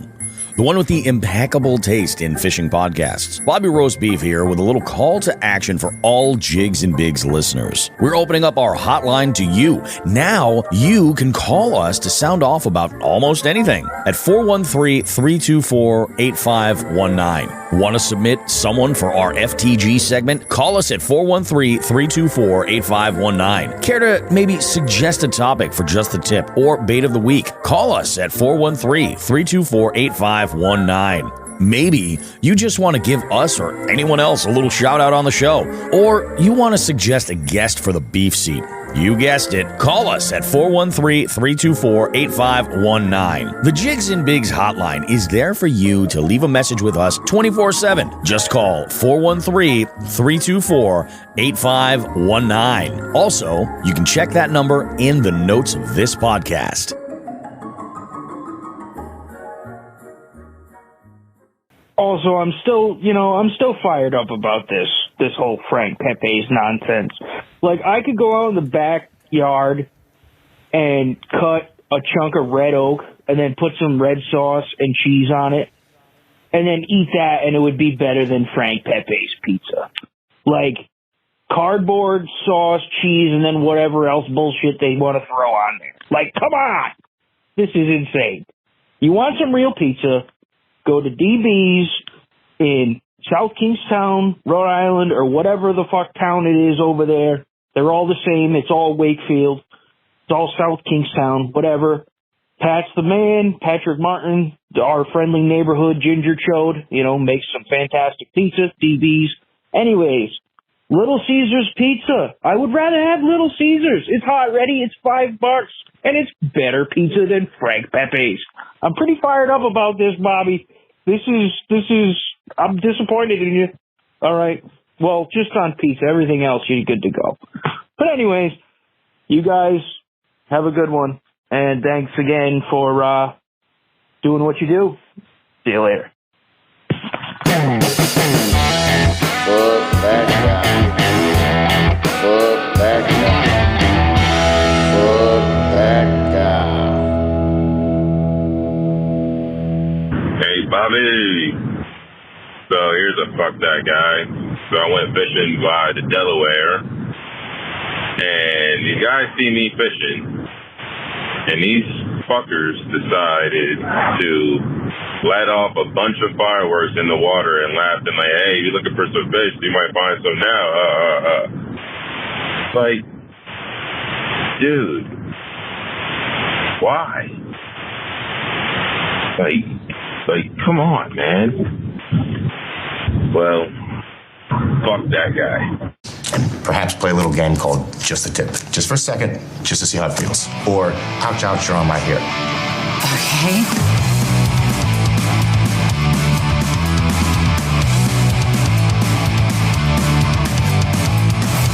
I don't know why I went right into Just a Tip. I probably shouldn't have, because the FCGs are out of control this week. But I feel like Matt spoke for his own, and I have to agree with him. DB's Pizza is infinitely better than Frank Pepe's. 100%. 100%. However, I expected much worse from Frank Pepe's. And I guess was the point, is that I was trying to make with that story last week. I expected it to not be worth the hype. And I'm like, it's not bad. It's surprising. I was impressed with how well it was. But is it better than DB's? No. We should raffle off a Frank Pepe's gift card and make sure Matt wins it somehow. You know what we should do? We should raffle off a DB's pizza gift card is what we should do. And make sure he doesn't win it. You know what we should do? Oh, wow. You guys are making me blush. I'm so honored, Pat says. No, I think, you know what? It could actually be kind of fun. Maybe we should do a raffle where I host Fishy Trivia, and it's a DB's pizza party. Okay. Maybe we can make this work. I mean, I know DB's is kind of a small spot, but, maybe we could do like a fucking Fishy Trivia there. I don't know. That could be interesting. Have you ever had Alessio's Pizza in Westfield? Name is right familiar. On 202. I don't think I ever have. You know what? I've gone by there a bunch, and don't they have like a sign up that's like, "We're the best, award winning," or something along those lines? Yeah, dude. It's kind of by the cemetery, like across from the cemetery ish, like up on 202, right off the pike. Dude, go there sometime. Get the Firehouse Pizza. It's good, huh? Really? Okay. I love Alessio's. I think Alessio's is some of the best pizza around. And really? The only unfortunate thing is it gives me the shit so bad every time, but it's worth it. It's 100% worth it. You know what I mean? Sometimes you got to clear things out, and that's the way to do it. Hell yeah. You know? God. All right. I'm going to check that out. I'm going to check that out. So, and I do want to say this, as far as the fucking fireworks, like, who does that shit, man? Like, I mean, I kind of had fireworks today. You definitely did. But it was, even that was a whole other experience. Yeah. Yeah, I don't know, man. That is just freaking bananas to me. Like how, like, let's shoot fireworks. And then to like somebody who's on the water, like what kind of asshole shoots fireworks into the water and then makes that joke to a fisherman? Yeah, I agree. Yeah, people are just assholes, man. Like doing asshole shit. It's the shittiest stuff. There's so many of them. And the crazy part is we only hear about a fraction of the idiots out there. You know what I mean? Definitely, yeah. My favorite is one of the ones where I think we've talked about it maybe multiple times on the show, where the dudes are fishing and the guys in the woods on the shore are like shooting a gun. And they shoot their fucking boat. Yes. Yep. He's like, I didn't shoot your boat. I shot the trees. Like, I got a fucking hole in my boat right here. Yeah, that's fucked. Yeah. That is super fucked. I just, I don't know. Shit like that, just, I'm like, there's something wrong with people when they're just like, yeah, I think that this is funny, you know? Like, unfortunately, a lot of people, there's something wrong with them. And that's true. That is true. Bobby sees them all on the boat ramp. I seem to have my fair share. Jesus Christ. Let's talk just the tip this week. I kind of wanted to talk about something that we've mentioned before, and it's definitely something that gets talked about a lot. But this week I had an example where I caught myself in sort of the problem with all this. And what that is just the tip I just put in there, fish the moment. Yeah, it's the name of a YouTube channel, but I'll tell you what, it's a saying everybody really needs to pay attention to. And the reason is this. I have fallen into this trap, and it used to happen early on where I would want to know what the conditions were and plan ahead. You know what I mean? Yeah. But I mean, it was way worse before, because it would be like I would cut every lure off and retie stuff for conditions based on what like the weather report was. And that shit can change like crazy. It really can. And I what I found myself doing, and this was, I fished the moment on Monday, and I did pretty well. I caught a bunch. Hell yeah. I caught I caught them on, I didn't go out there with anything predetermined on Wednesday, but on Saturday and today, I was like, no, it should be really good. These are the conditions that we've got. And when I got out there, it wasn't to the degree that I was expecting. Like, we didn't really have the wind that I had anticipated. It was much more mild. Right. And we had way less cloud cover, way more sunlight than I had planned on, or than I had expected. And instead of like, I was like, nope, I'm going to throw this bladed jig. And I think I made a mistake there. I think I probably should have gone to like tried an underspin or just a big Kitech and, see if that could get bit. It's just one of those freaking things. Yeah. And I caught myself, and I was thinking about it as I was, going back to the ramp and putting my gear away. I'm like, I guess it is a habit that anybody could fall back into. But when you check the conditions in the weather report, like, you gotta just, whatever's right in front of you, you gotta put the pieces together for that puzzle with what you can actually see, like what's actually happening. So yeah, pay attention is what the real tip is. Don't get caught up in, I got this information about so-and-so. This kind of ties in too with like that saying, how you can't catch other people's fish. You know what I mean?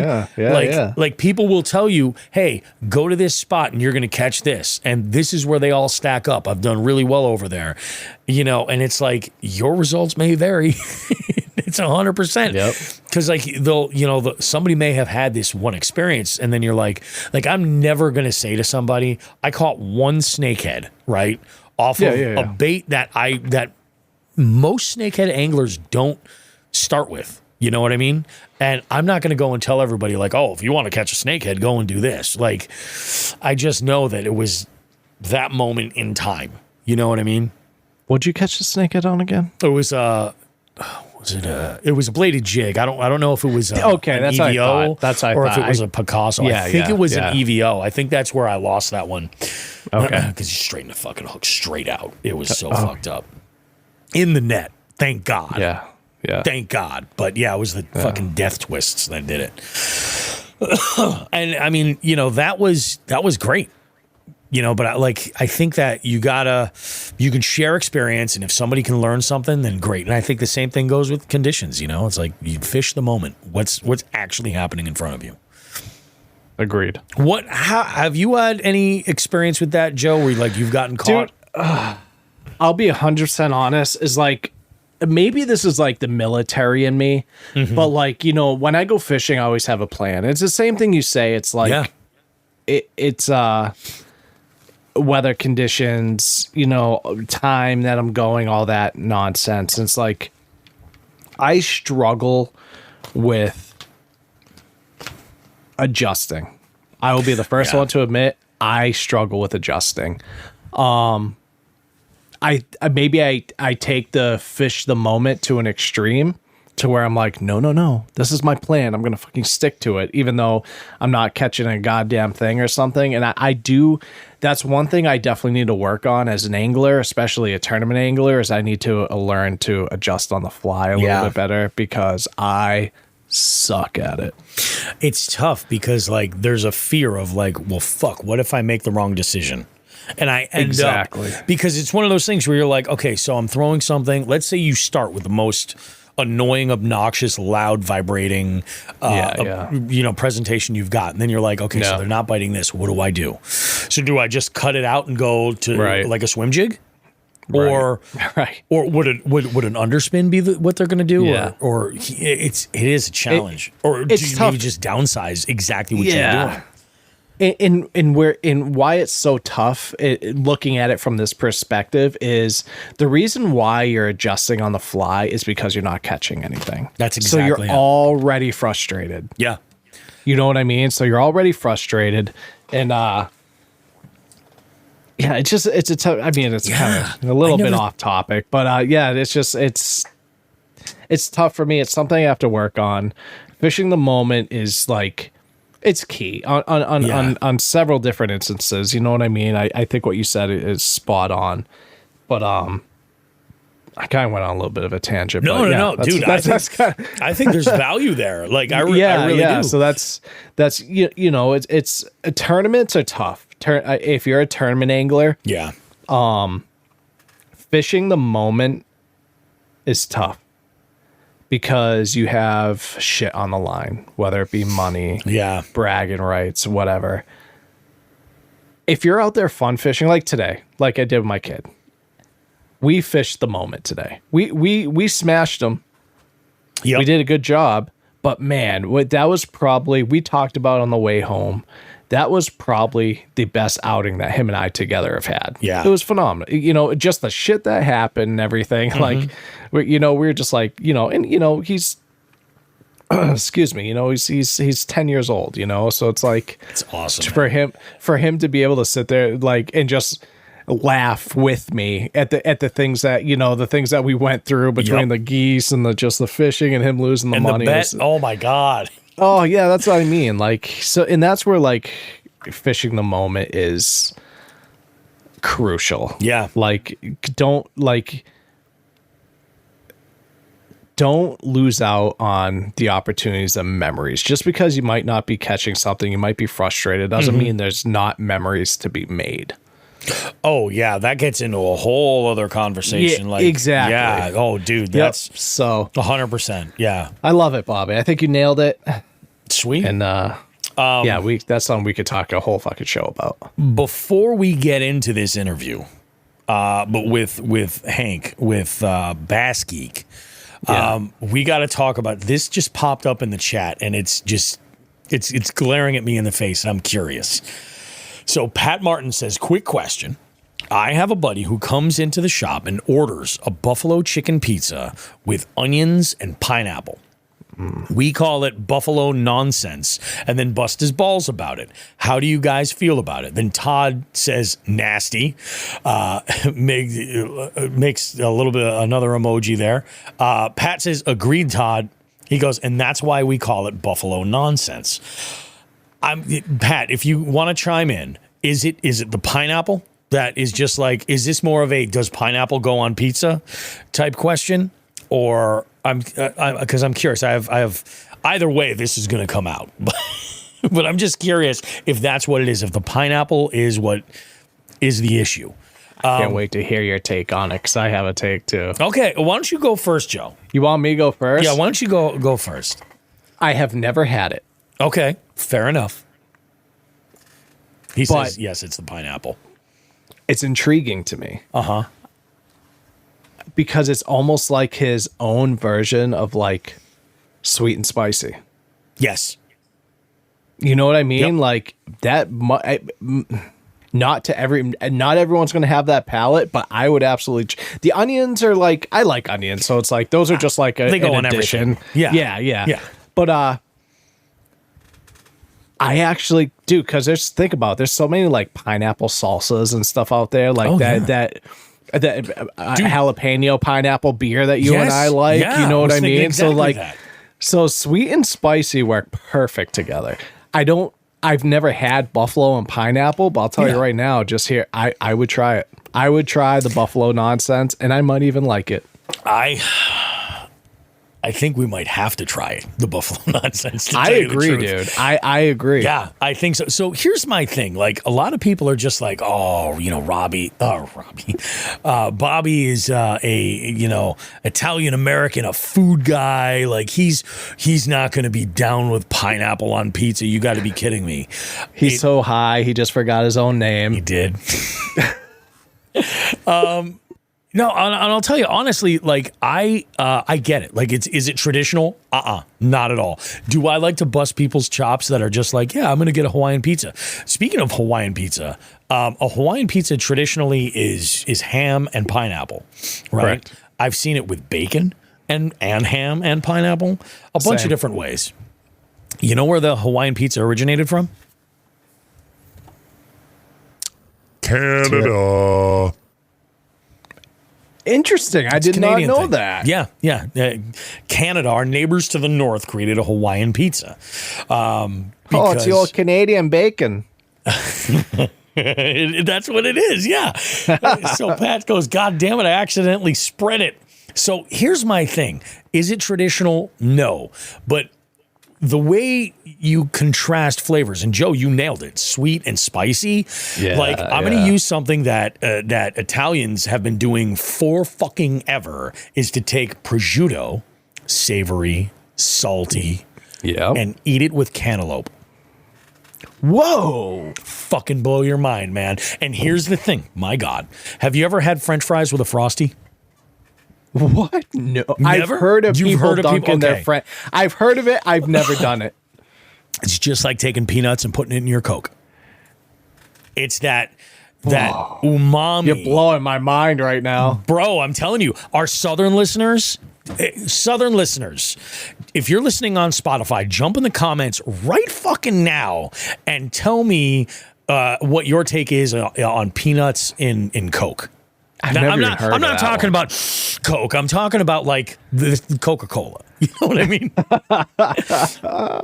Because, you know, so I can kind of see where that would make make sense. Pat, have you ever tried it? I'm going to tell you right now. We usually order pizza like once a week. Yeah. I'm going to order it this week, Bobby. I'm going to try it. Fuck yeah. I mean, it's going to be from my local place, which they have a pretty good buffalo chicken pizza. Yeah. So they're going to look at, I mean, I know what's going to happen. Probably the same thing Pat does. They're going to be like, what the fuck is up with this guy? My wife loves 2 toppings on pizza more than anything. And they're pepperoni and pineapple. And she likes them together. Which is just, to me, I'm like, whoa, that's fucking, you know, whatever. I bust balls about that all the time. I'm like, why can't we just get like a traditional, like combo, like a house special, something like that, you know? And they get like, I appreciate that kind of stuff, but I like to mix it up as well. There was a spot in Chicopee. Let's talk Chicopee shit for just a second. There was a spot in Chicopee that when I worked in television, I would get lunch from every few weeks maybe or something like that. There was called Dugan's Deli. And they had really good pizza as well. Okay. They had a list of like specialty grinders that they would make. And one of them was a honey ham and cheese. It's like honey roasted ham, deli ham sliced super thin. And I would get it with actually American cheese, lettuce, onions, and pineapple.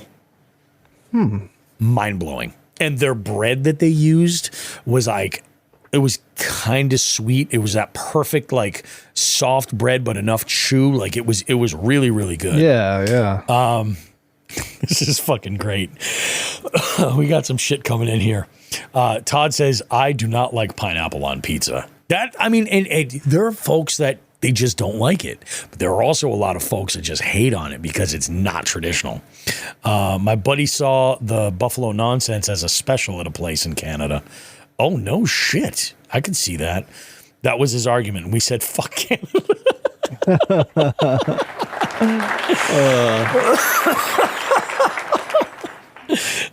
John says, I know folks that do the peanuts in their coffee. Really? I wonder if it's sweet coffee, like if they're drinking coffee with like cream and sugar, or even just black and sweet and put the peanuts in there. That's interesting. Nutty flavors and coffee work well, like hazelnut, pecan. Sure. Like that shit works good. He says, Pat goes, no, I can do pineapple in a drink, but not on pizza. Fuck. Okay. All right. Fair enough. Yeah. I like to get, I'm a little bit weird when it comes to putting these food combinations together, you know? Shit. We might make fucking these buffalo chicken pizza or these buffalo nonsense pizzas at Cayuga. Oh, fuck yeah. That might be the jam. I think it sounds awesome, man. I think the wild, like a pizza that I used to get all the time. Yep. And but dude, like my heartburn got so bad I couldn't do it anymore.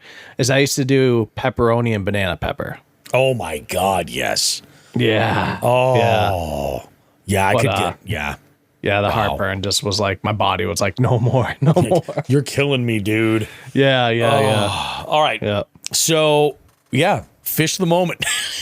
That's it. Yeah. Somehow we got onto buffalo pineapple pizza from Fish the Moment. But hey, that's what we do here on Jigs and Bigs. That's exactly it. We bring you for a little bit of a wild ride. Yeah, that's it. Let's go ahead. We're going to throw over to this interview right now.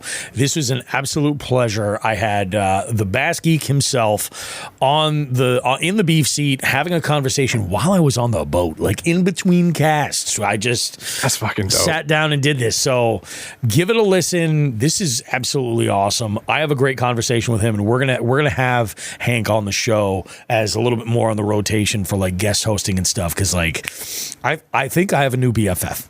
I think that's where we're at right now. We'll see you guys in a bit. Don't go too far. More Jigs and Bigs coming up right after this. That's better. Bobby Roast Beef here with another episode of Jigs and Bigs. We got a guest in the beef seat this week, guys, that I am beyond excited to have in here. We have the... well, let me give a little backstory here. And I'm not even sure if our guest realizes this necessarily, but this show, Jigs and Bigs, would have never come to be if I didn't build some confidence throwing jigs. And this week we are lucky enough to have the man who created the video that sparked my interest and got me really diving into the wonderful world of jig fishing. And that's one and only, he's Hank Rogers. We got, you know him better as BASSGEEK. And dude, so happy to have you here, man. Thank you so much for joining us. In all seriousness, I was kind of hoping my buddy Paul was going to be out here on the boat with me because he and I quote so many of your videos while we're fishing. The big one, the one that probably gets thrown around more often than not, comes from the video of how to fish a jig. And we we'll get hung up and we look at one another. We'll just be like, it's a log. And it's just, thank you. I love the fact that you're on here, man. This is absolutely amazing, dude. For the listeners at home, you guys might be hearing some stuff in the background. That's because, yes, I am actually recording this interview from the boat. So if you hear any traffic from the highway behind me or some wind or anything, that's all that's going on. But, Hank, how are you doing, buddy? How's things? I'm doing good, man. Living the grind, just trying our best to push out as much content, make the algorithm happy, trying to get to the point where we're finally maybe going to do this full time. Really? And, good for you, dude. Yeah, it's scary, because I've got a pretty decent day job. You know? So I'm a network engineer, computer geek. That's hence where the BASSGEEK name comes from, and. I knocked up my wife. I seen her. Yeah. And I was like, I gotta nail that down. Yeah. So, I was smart, knocked her right up in high school. Our marriages, I think, have a lot in common because that's a very. Mine was a few years later after college, but I mean, within weeks of meeting my wife, it was just game on. Oh yeah. It was, So both of my kids they're out, they're married. I've got grandkids, so I'm officially old, and so I can kind of do what I want to do now. Hopefully, as long as I still make enough money to make the wife happy. That's exactly it. Yep. No. I definitely hear that, man. And you've been, let's talk a little bit about the content side of things, because you've been bass fishing your whole life for the most part. That's at least from what I've gathered, right? Yes. But I've never, for me, I put out a live and for the thumbnail. I literally had a picture of me 5 months old on a boat. That was my first ever boat. No kidding. Boat ride that I went out on. Yeah. That's pretty freaking cool. So, I've been in and around the water my whole life, but, my parents didn't really fish. My mom did when she was younger. Yeah. So I just kind of got into it, my papa fished a lot, but I didn't get to go out with him for, we'll just say, some reasons. Sure. Yeah, of course. And, so mom didn't really trust him enough to let me go out. He was a great guy. I loved him to death, but he always had the fishing rods and stuff. Oh, and I just kind of got into it like that. And luckily, he did have a boat. I'm a Gen Xer, so we were never supervised. There was a little municipal lake, and my grandmother had lung cancer, and my mom would take care of her when I was, 11, 12. But this municipal lake was right up the road, so we'd get dropped off, jump on a John boat, me, my brother, and my best friend, and we would spend the whole day on it. That's awesome. Nobody ever fished it but us. So, we'd be up there fishing and swimming, swimming around at, 11 and 12. Oh, yeah. Yeah. And then we just ride our bikes back down to the house. My papa, he had a boat chained to a tree, a little John boat up there, and that's just kind of how it was done back then. So. Yeah, that's the name of the game. And I'm like you said, I'm a Gen Xer. So I think you and I are actually probably pretty close in age, and we actually have a lot in common. We'll go through a little bit further, and even other than just fishing too. But I think you've been fishing forever. When was it that the content when did that pique your interest, and how did it become part of the fold? When did you start with all this? Well, so like I said, I didn't really have anybody who really bass fished, tournament fished, but that was kind of always what I enjoyed. Yeah. Just because of the puzzle solving and that sort of thing. And I grew up watching Hank Parker, Bill Dance, Roland Martin. So, that was the kind of fishing that I kind of knew. And, fished for years and years. And there was a couple times, you know how it is. You chase other interests as a young man. For sure, yeah. Other things. And, so you kind of, you'd kind of go away from it a little bit. And then, it always kind of come back. But the content, I started doing IT work I don't know, 2000 and something, 10, 14, somewhere in there. Yeah. And, I just kind of got back, when I was going back to college, I was like, man, I'm going to get back into fishing because, I had to take a part-time job to go back to school. The wife was working full-time. Luckily enough, she was good enough to me to kind of take care of me then. And so, that's awesome. I couldn't spend a lot of money. Little did I know that fishing, the way I wanted to fish, is worse than drug addiction. Oh my God, yeah. financially. Man, just kind of right around probably about, I guess it's been about 8-9 years now. Oh wow. I did a little bit of coaching of football. Yep. For the local high school offensive defensive line, and I'd seen Tactical Bass and start talking about game feed. And I was like, oh man, I remember every fish I ever caught, where I was at, what I was doing, And my friends kind of make fun of me. I can't remember anything else, but I can literally tell you my triangulations on deep spots. That's amazing. And they're like, you can literally every spot you've ever caught a fish. Yeah. And but I can't remember my daughter's birthday 90% of the time. Guilty, So so they were just like, and I'd taken television productions. Yep. Really? In high school. Was actually going to go before, again, I nailed down the wife there. Yep. I was actually planning on going to college. I was going into sports broadcast. So that was kind of what I really wanted to do. No kidding, man. Can I tell you something? And so I had a little... Yeah. Let me tell you something. So that's another thing that we have in common that I didn't realize. I went to college for broadcasting. I worked 20 years in the news media. You dodged a bullet. You dodged a bullet, man. I'm trying to figure that out. Yeah. Like, it's so hard to have a family and nail down like a foundation, and you have a choice. You can take that career and travel and live for your career, or you can put the other stuff on the front burners, and then you're like, wow, how do I pay the bills on this, middle market salary? But I didn't realize that you had that background though with television production. It makes sense now how it becomes content on YouTube.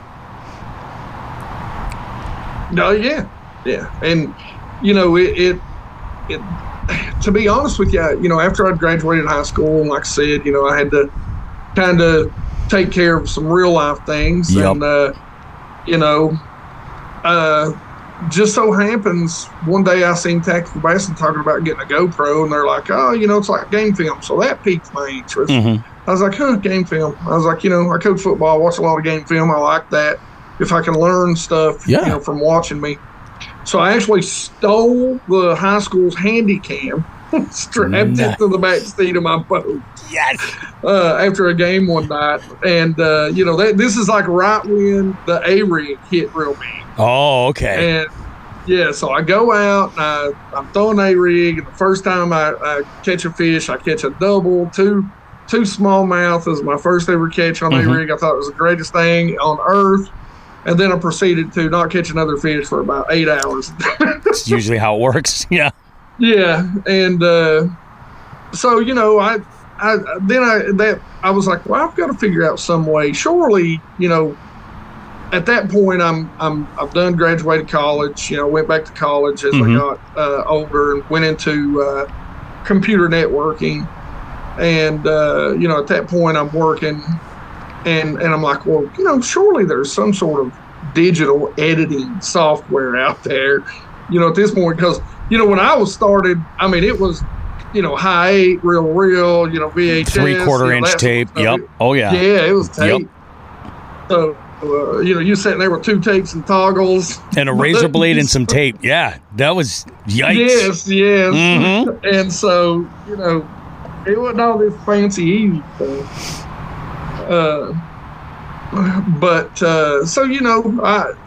I kind of watched that, and I got into it, and I showed it to a couple of my friends here at work that fish with me, and I showed it to my son and my daughter, and they were like, you need to put this on YouTube. And I was like, no. Yeah. I'm like I yell at 17-year-old fat boys all day long. And I'm like, I don't have the skin for trolls. And so they kept on, and finally I was like, okay, if I'm going to do this, I want to cater to the guys like me, the guys who don't have a buddy or an uncle or somebody that, has a boat and fishes tournaments and don't know where to start and how to do it and when to do it and how to use this bait. And that's just kind of where I started, man. It's kind of still what I do today. I break down certain baits, talk about how to use them, talk about when to use them, and how I like to rig them up. Now, everybody has their own way, their own feel. I'm just trying to put a baseline out there. Yeah, for sure. Yeah. No, that makes sense. And it's so funny because it's like, that's exactly what you did. Like, I mean, at least in my situation that I can relate to, like, yeah, I fished with my dad, and I've talked about this on the show.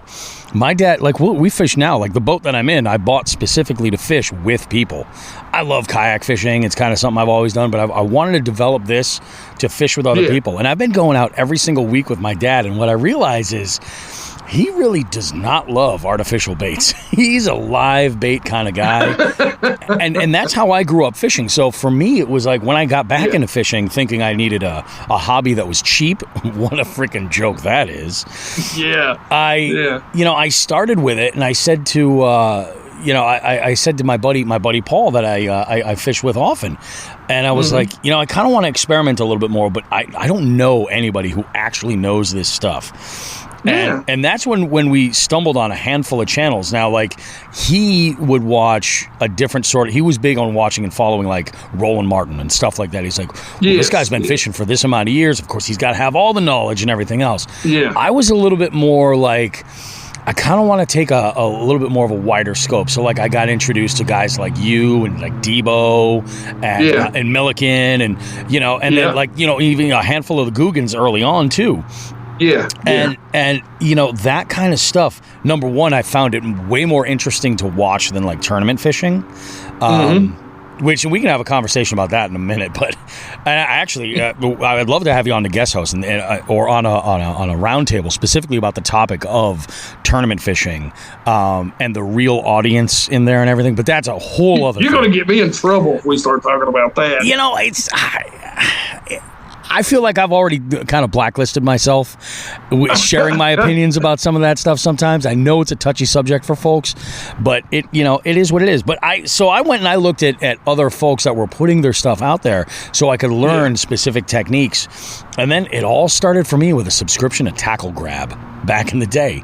I was like, I don't know what to buy. Let's just do a subscription, and then I'll just break down the lures as they come in and kind of figure them out. And like, you were one of those, specifically the two main ones were like you and Fluke Master when it came to learning very technique specific stuff, because I could go back through the catalog and look at all this stuff. And it was also presented in a way that I was very easily able, even not having the, people listen to this show and they're like, I don't know what the hell you're talking about. Like non-fishy folks. And they're just like, I don't know what the hell you're talking about. Like, a lot of it goes over my head. It's funny, but, it is what it is. Your approach is very much, and I guess it maybe the coaching element kind of comes through there. Like, you have a way of being able to describe what you should be doing and looking for, and that's huge, man. So what's your now you have fish tournaments. You mentioned earlier that did interest you. What where was that drive? Is it just more of a competitive thing, or how did what's your take? I played baseball, football, I've always been competitive, I mean, it's just, it's something that I want to do. Truthfully, I mean, there's always, for me, the biggest problem with tournaments is I just never really, it's just so hard for me to sink the money into them. Oh my God. Yeah. And because of my work schedule, like, I can't fish clubs. And, I mean, I've been doing this for, let's face it. I mean, the first, 10, 15 years, I guess probably 10 years that I was married, I didn't have the money to, it was John boat. I mean, that's it. Trolling motor only lakes. And that's, that's kind of where I grew up fishing on a lot of those. But, after I finally got out of college, got everything straight, started making a little better money, finally bought a used bass boat, for $12,000. Still got her. Old Ruby, man. She sat in that house. I let my son-in-law use her all the time. Man. That's awesome. And, so I always kind of wanted to try and fish tournaments because I've been a huge tournament fan forever and a day. I mean, if you watch Bill Martin and Bill Dance, you're eventually going to discover bass and, all that. Oh, for sure, yeah. So I enjoy them, but, I couldn't really do it. And now, so I've always had to fish the kind of the step above the club level.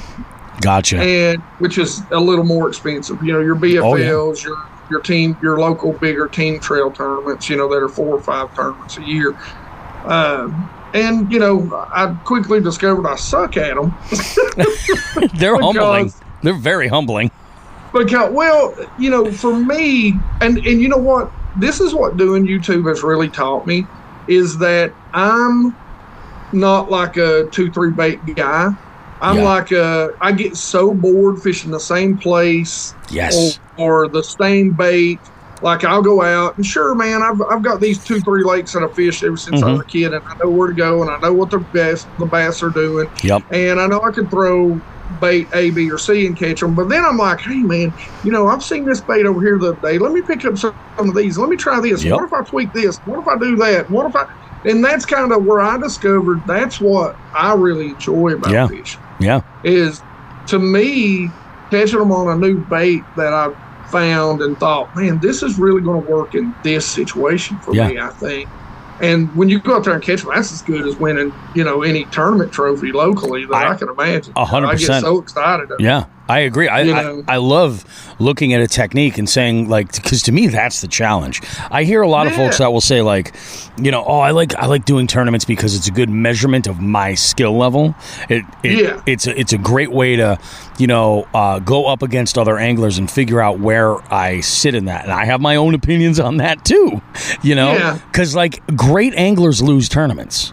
They do. Yes. You know what I mean? Yes. Like it just happens. And, some folks just it's just their day. It just all falls. It is. It is. That comes into the fold. But there's something about like a technique that you're just challenged with, or something that you don't have, even just building confidence. Like I'll give you a perfect example. This year, my big one was bladed jigs were just one of these baits where I was like, I throw them all the time because I know that where they make sense, the conditions to look for.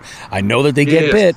It's like, but I just seem to lose a bunch of them, or I'm not connecting with fish. This year, I put the time in, and every year I try to have some other type of technique or something to learn. And then I'm like, I get way more satisfaction out of that, but I'm a weird guy, Same here. Same here. I wear the badge weirdo proudly. Yeah. So I think you need to. I think. But something you said right there. What's that? That makes me extremely happy. And you were talking about confidence baits, but then you caveated. You said, "I know the conditions and where to fish them."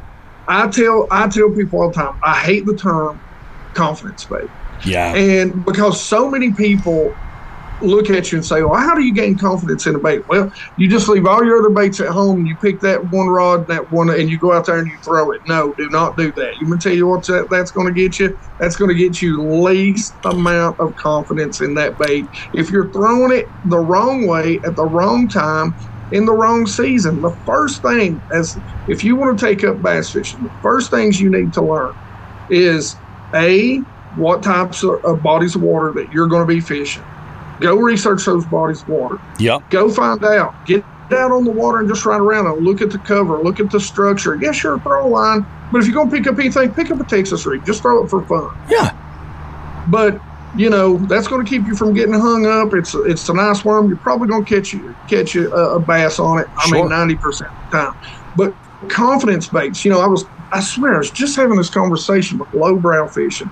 And I was telling him, I said, that's a term that drives me nuts because the way people tell you how to gain confidence in it. I said, if I take a chatterbait and I go out on my lake and I can see 14 feet, there's no grass, and it's, 14 feet of visibility, and it's straight up and down, I'm going to throw that chatterbait all day and never catch fish on it. Yeah. I've got to know, what part of the water column does that bait work best in? Yes. B, is it natural? Is it loud? Is it bright? Is it, again, natural color? You need to know, what that bait is. First time I ever threw a chatterbait and caught fish on it. Yep. I was practicing in a tournament with one of my buddies down on Fort Loud. And we pull up in this bay. There's rock and there's boat docks. And it's chocolate milk. I'm like, this is perfect for a black and blue chatterbait. It's going to be loud. It's going to draw them to it. Now, if I'd have pulled up in there and it had been 500 feet deep and 20 foot clear, I could have thrown that chatterbait all day. For sure. With on rod. I'm never going to gain confidence in it. Yep. So make sure you understand. Do your research on the bait, especially with YouTube now. There's so much out there. Learn. Don't go out there and kill yourself learning a bait. Yeah. Without doing the research of how that bait works and where it shines. Yeah. I love that, man, because there was few years ago, I decided I was like, I'm going to dabble in big swim baits. And I have a very particular niche when it comes to big swim baits. Where perfect. Right, exactly. Because you hear this from everybody. They're like, if you want to gain confidence in big swim baits, which is, let's be honest, that's a pretty big category. I mean, you've got large soft plastic swim baits, you've got glide baits, you've got, you want to break down the shapes, you've got bluegill baits, you've got trout baits, you've got shad profiles, and then you've got my favorite, which is a big wake bait. Like, I love a big wake bait, but it's really particular. Yes. Have you ever heard of sack pig baits? I don't know that I have. So I was lucky enough. So we partner with Dark Horse Tackle, and Josh and Zach are amazing. Last year at the Columbus Fishing Expo, we had a little after party after the Saturday of the expo at this local bar, and I hosted Fishy Trivia, and it was a blast. The winning team got this, I don't know if it was a quarterly box, but they're like, we know you like big wake baits like rats and stuff, so they're like, we're going to give you this because tonight was awesome. We had a great time. So it was one of these, and his baits, sack pig baits, Mike's baits are so unbelievably over-engineered. They're insane. And he sent me, I have it right here. I can show it to you.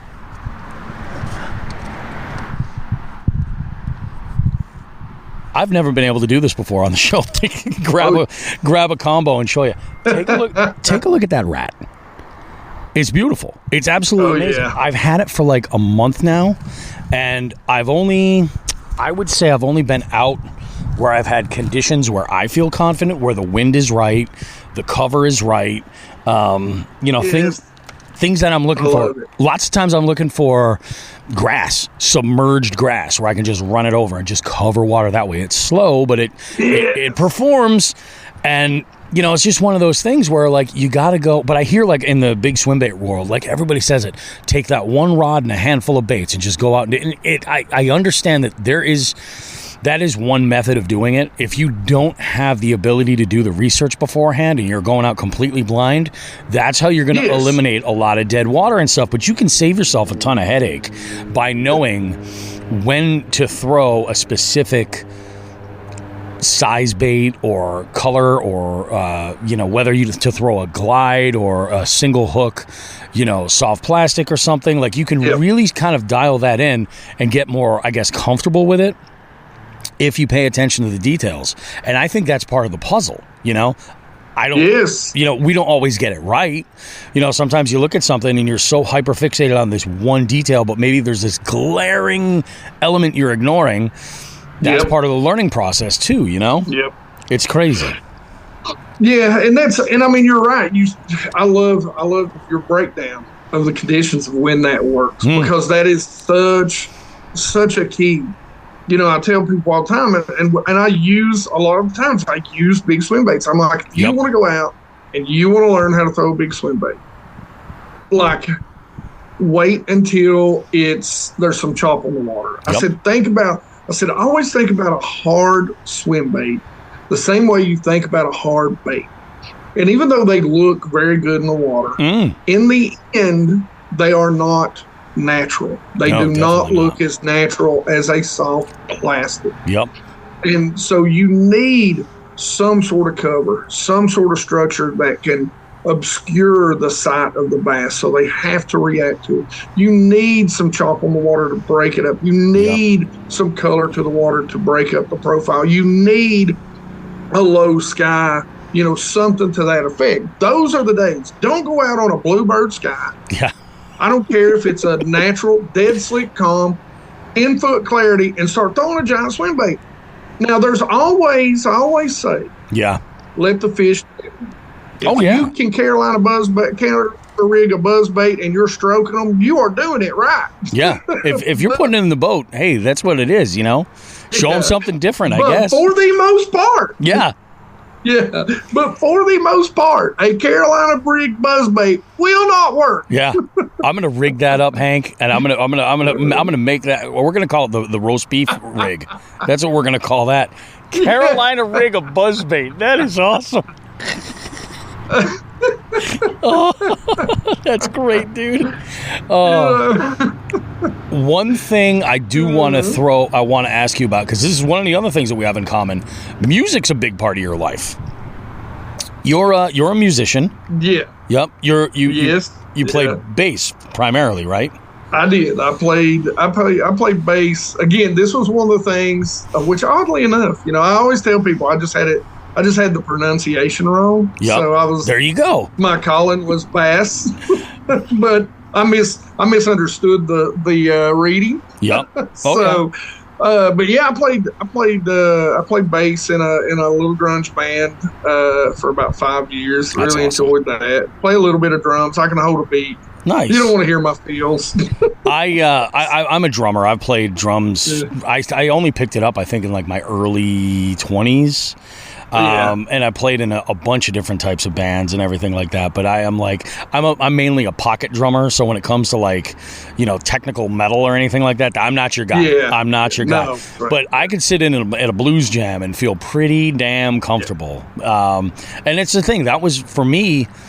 Like, I guess in my early teens, like I was still into the outdoors, I guess at that point in my life, I was really into archery was a big one for me.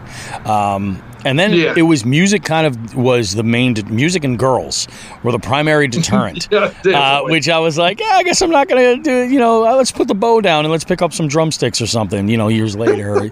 It was just, it was crazy. Or actually, I say music, like back then, like I've been an event DJ for 30 years now. Wow. And the bug hit me back then. And I was like, I've always just kind of had this love of all genres and everything else, so I've had a blast with it, and it's been pretty freaking crazy. I'm trying to get my daughter into it now. She's a lot like me, like struggling with what she wants to do in life as an early 20-something, and I'm like, your dad's got a business and I'd love to bring you in on it. You could be very creative and kind of do a lot of what you want to do and make some decent money, but you know how it is. She doesn't want to do what dad does. No way. No. Definitely not. That's pretty awesome, man. Because I think there was a video where you were playing one time, or at least you showed off your. I had it sitting behind me. That might have been it. I think it was alive, and somebody maybe asked me about it. I was like, that's right. That is awesome. So now I'm curious. Now we talked about that whole confidence bait thing. I usually ask all my guests like what their short list of like where they're most comfortable, what they're throwing. What's that list look like for you? What are those baits you're going to lean on when it gets tough? I can tell you 3. Perfect. And one of them is kind of 2, but we'll put it in the same sort of category. All right. Number 1's going to be a swim. I mean, it's easy. And when I say a swim bait, I'm talking about anywhere from we'll say a 2-inch to a 6-inch. Yep. Soft plastic swim. Yep, right? Definitely. So just because I fish a lot of clear water, and even in slightly stained water, there's nothing that you can fish from.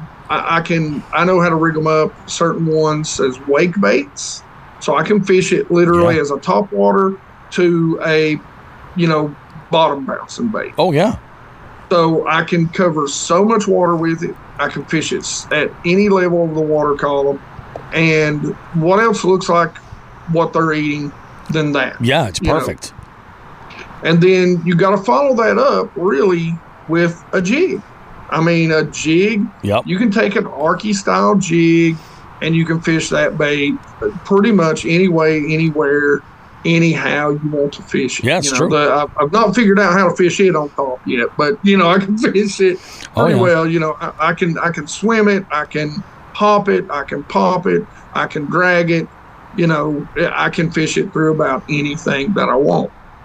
And that's, to me, that's what I like. I like the versatility of baits that I can pick up and go find fish with. Yeah. As far as confidence baits, we use that term. And then last, it's going to be a hard or soft jerk bait. Really? Just a reactionary bait. I could throw a hard jerk bait and work it fast or work it slow over grass or over laydowns around all kinds of boat docks, whether they be floating or, you know, poth.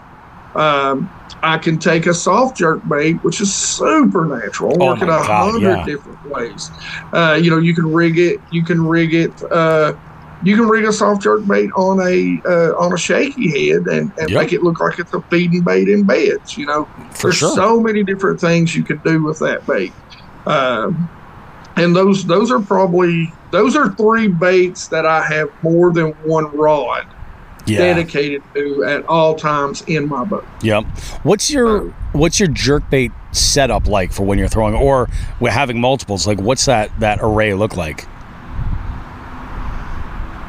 So for my, let's start with the soft jerk baits. Yep. I'm going to have basically like a 7-foot medium fast action. That's going to be a little more for open water. Yep. You know, something that, you know, I love to use it as a follow-up bait. So a lot of times I'll put if I'm throwing a swim bait, like a 5-inch swim bait or an underspin, a bigger underspin, I'll take like a 4-inch. I love, just because of how much salt's in it. Oh, yeah. The Strike King caffeine shake. Oh, yeah, because that's super popular. It's going to sink a little faster. Yep. And, you know, I fish a lot. I fish over and around a lot of deep, you know, highlands lakes.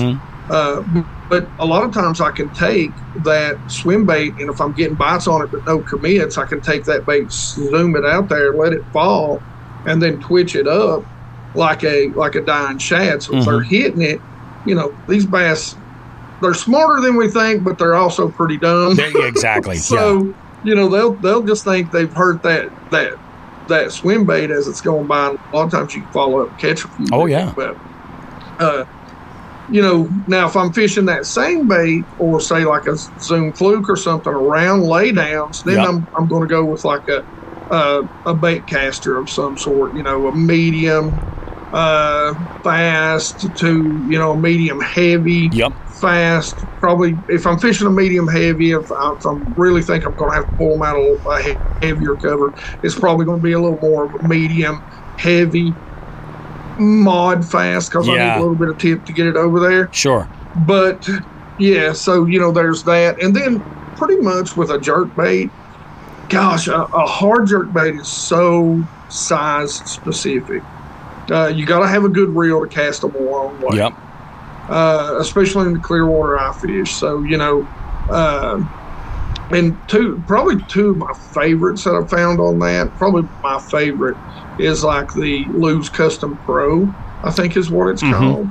But I love the one speed that Lew's has, and I'm not affiliated with Lew's at all. Yep. They're probably pretty mad at me after I showed that reel breaking up. But anyway, so but the 6-8-1 is such a great speed for like walking the dog and twitching a jerkbait. You know, bait caster. It's so funny that you say that, because I with my reel speeds for my bait casters, I usually lean a little bit faster. Because I say to folks all the time, like, some folks, it's easier for them to just slow down. I'm one of those folks. Other folks, they're just like, it's easier for them to speed up. And I feel like I lose a little bit of control when I'm having to burn something. And I just recently, this was last expo season up here. It was in February. I picked up a new jerkbait rod and jerkbait / topwater rod, and it's a great rod. I love it. And I was like, I'm not sure what I want to do for a reel yet. And I have this old, like a Ducket 6-speed reel. I'm like, I'm just going to throw that on. We'll see what happens. All summer long, I've been throwing walking baits with it, and I used to throw walking baits just on like my frog setup, because I had an 8-speed reel there. I'm like, yeah, it makes perfect sense. I have had no issues at all with that slower reel whatsoever. So I'm sort of kind of reconsidering some of this stuff, but it is a good speed. Versatile, But, and I love it. It's not too fast. It's not up in the 7s, but it's not all the way down into the low 6s. Exactly. So you can keep up with fish. And it's just, you when you're taking up slack on both of those style baits, walking baits and hard jerk baits, you don't want to reel the bait. You don't want to move it. You want the rod tip to do all the work. Yep. And so that's why I like it. For me, and I love that you said you're right. You're so right. We're so much alike. Told you. Especially being a drummer, because everyone has their own natural rhythm. Mm-hmm. And so for me, like my natural rhythm, I can literally show you. It's like, it's this. If I'm cranking, I've got to kind of lean toward the slower reel, unless I won't just be power cranking, filling water. Because it's harder for me to slow down than it is for me to speed up. Yeah. So I've got friends, they're the exact opposite. They're using a high-speed reel because it's easier for them to crawl. To just crawl it, yeah. Yeah, and I can't do that. I'll be sitting there talking, and I'm crawling, and next thing I know, I'm like this. Oh, yeah, absolutely. You get distracted, it's game over. Yeah, that's freaking nuts, man. It's funny. I think I've caught some pretty amazing, like my previous PB was on a hard jerkbait, throwing it on completely the wrong setup, but aware of it and compensating for it. And I've caught some fish on jerkbaits. Now, where are you with like floating jerkbaits? You still put them in that same level of confidence? I do. Now, do you mean like floaters, as in you jerk it down and it comes up? Yes, like that. Sort of, yes. Yep. Okay. So floating jerk baits for me, what a lot of people don't know is they're a post-spawn killer. I mean, they are a post-spawn killer. That's kind of where, and I always recommend, if you're a bank angler, a floating jerk bait is what you want. It's a great and there's friend, a few tricks to slow it down. Like putting you some suspend dogs on. Yep. You don't want a sinking jerk bait if you're fishing from the bank, and you don't want a suspender necessarily, depending on how steep the bank is. Yeah. Rod positioning on the bank is super important. You don't want to twitch down when you're twitching a jerk bait on the bank. Yep. You're going to want to make sure that rod tip is up, or at least some sort of 45 that's coming up. No, that makes sense. Yeah, it's funny. I had we have a bunch of there are bait fish busting over on this side over here. I'm telling you, I'm gonna catch them tonight before we record the rest of the show. It's my favorite time of year. It's gonna happen. So what about, this is another interesting kind of question. What other species do you like fishing for aside from bass, or is it all bass all the time?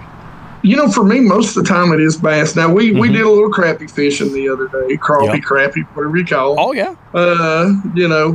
We did a little bit of that the other day. It just so happens to pull up. I always keep a little crappie box and a little crappie rod, and, pulled up, seen one. There was a sunken boat out there in this bay that I fished 100 times, never noticed this sunken boat. I mean, it was just covered in them. Oh, and I looked at my buddy and I said, "We're going to crappie geek it today, boys."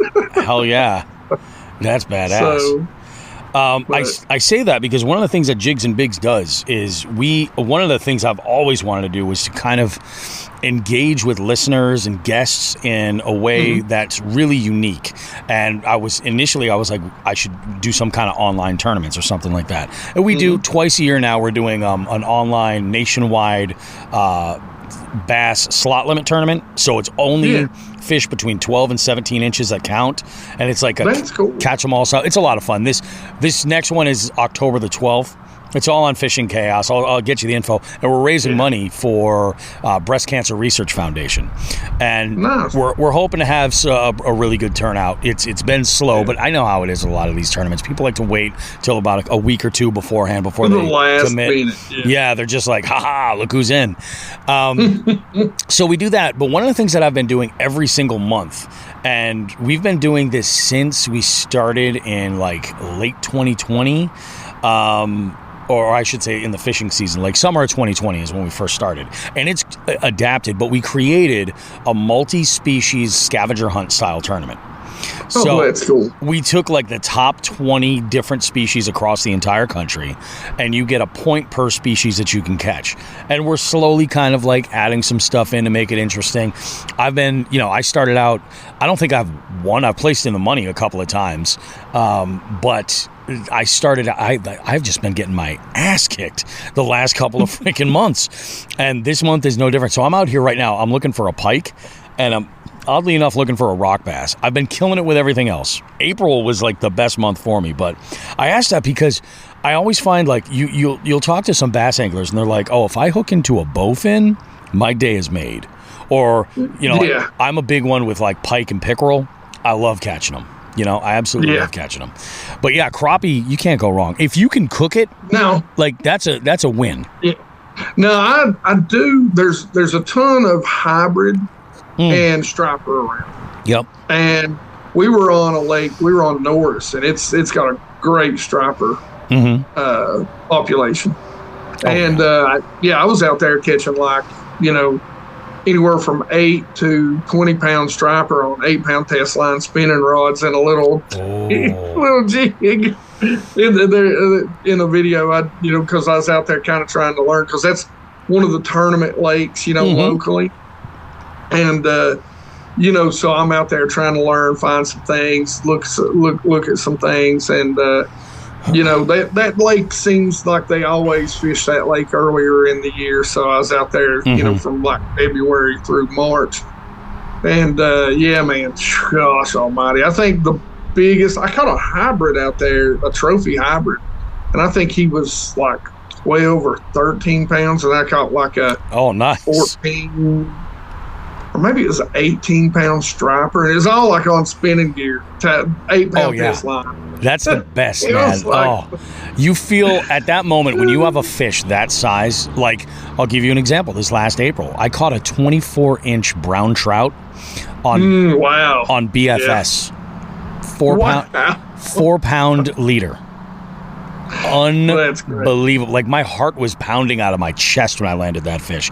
Unbelievable. And that's probably one of the fish where that like right there, if there's a weird flex in the Bobby roast beef sort of world, it's that fish. Oh, no doubt. 100%. I was like, I couldn't believe it. And this was the first year I jumped into the BFS world, which I love. I think it is so much fun. But when you put something that size in the boat, it's just like, damn, that is perfect. Yeah. Now, you're in, you're probably in my favorite part of the country when it comes to fishing. Like, in fact, my wife and I were like having a conversation about what we should do for Christmas this year. And I talked to Alex Rudd. I talked to Caleb Bell, because I'm going to be in that area. I'm like, we're supposed to go to Gatlinburg and for the entire Christmas week. And I'm like, I might take the boat. Just because, because you can open water fish generally all year round. Oh yeah, all year round. Yeah, and I'm all about that. I am 100% all about that. My question is, where else in the country have you fished that like you love the most, or what's your like bucket list lakes that you want to make sure to hit? One of my favorite lakes is still kind of in my area, and that's Dale Hollow.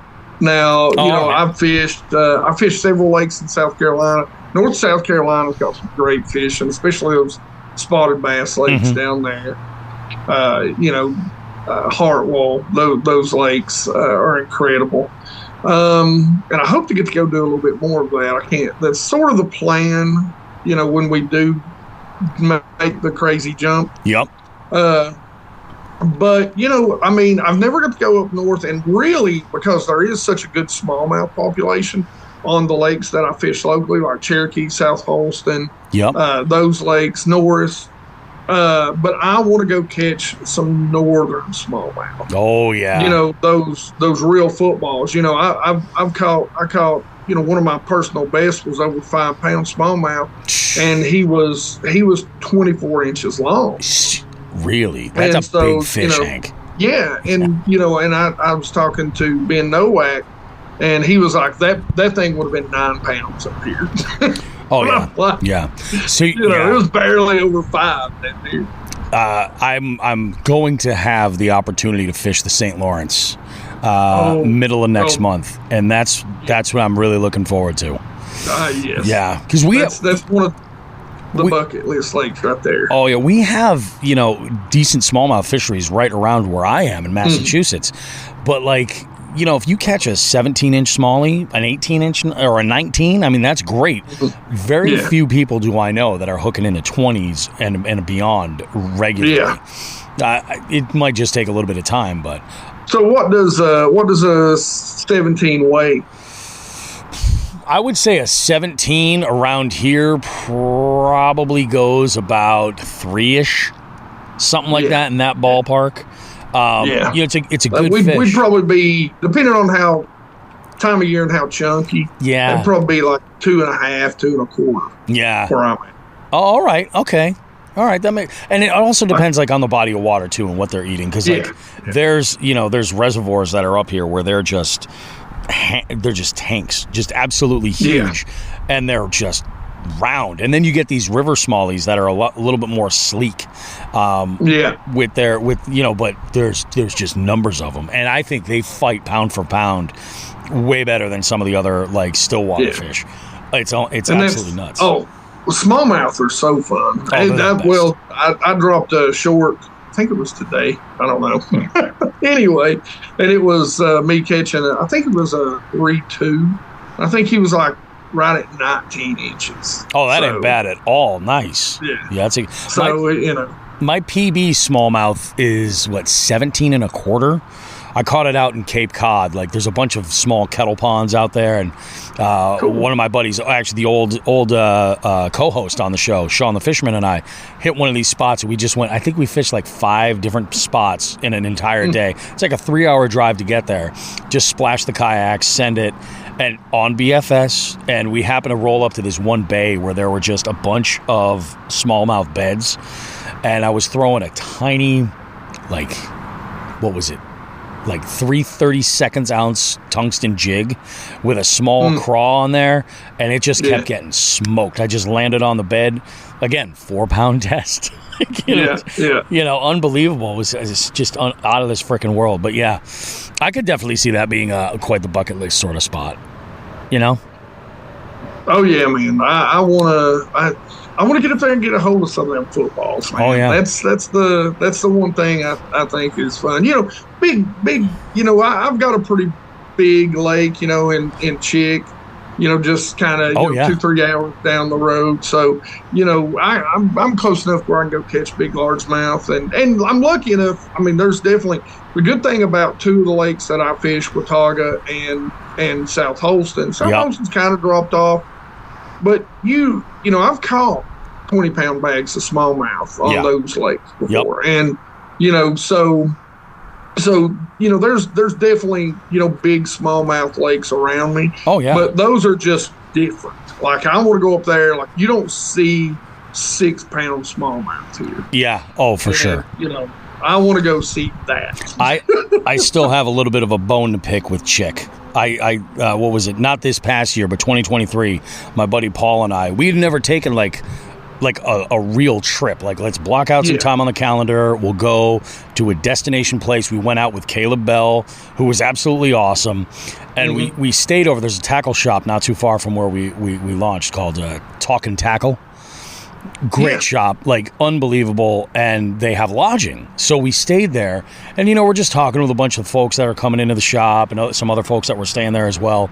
And it turns out, like, I guess Caleb, his client that he was out that day caught an 8, which was great. I'm like, holy crap! Like, for us, that's a huge fish. Like, I recently, that's a huge fish. Yeah, for us up here, that is a huge fish. The state record in Massachusetts is 15 pounds. But there's an asterisk there. Like, that fish was eating a whole separate forage that in my part of the state you'll never see.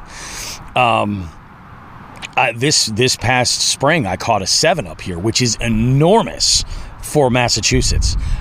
We went out. We fished the whole day. We caught them. We caught a bunch. I caught my first white bass ever, which was kind of cool. I wish actually it was in the tournament then. That would have been nice. Yeah. But, we had a great time, and we definitely caught them, but nothing, I'm looking at, when I go down there, I'm looking to catch a teener, Yeah. That's the goal right there. Like something with like just bug eyes sticking out, you know? Yeah. Those are hard to come by, even on Chick, because Chick gets a ton of pressure. Tons of pressure. Yeah, even Caleb was like, if you're looking to do that, we come up in January and we'll fish like live shad, you know? Yeah. And I'm like, not against it. Let's do it. So that should happen soon. But that is freaking nuts, dude. Let's talk. I'm curious because, you know, I love to travel, especially to fish. And I'm always curious about, like, great spots to go and get an amazing meal, either to celebrate a great day on the water or to just punish my body for just not making it happen. So I'm always looking for, like, that mom and pop spot. My favorite thing to do is get out first thing, like take off when it's dark, get off the water for about 11 o'clock or so, grab a late breakfast, and then maybe even go out afterwards again.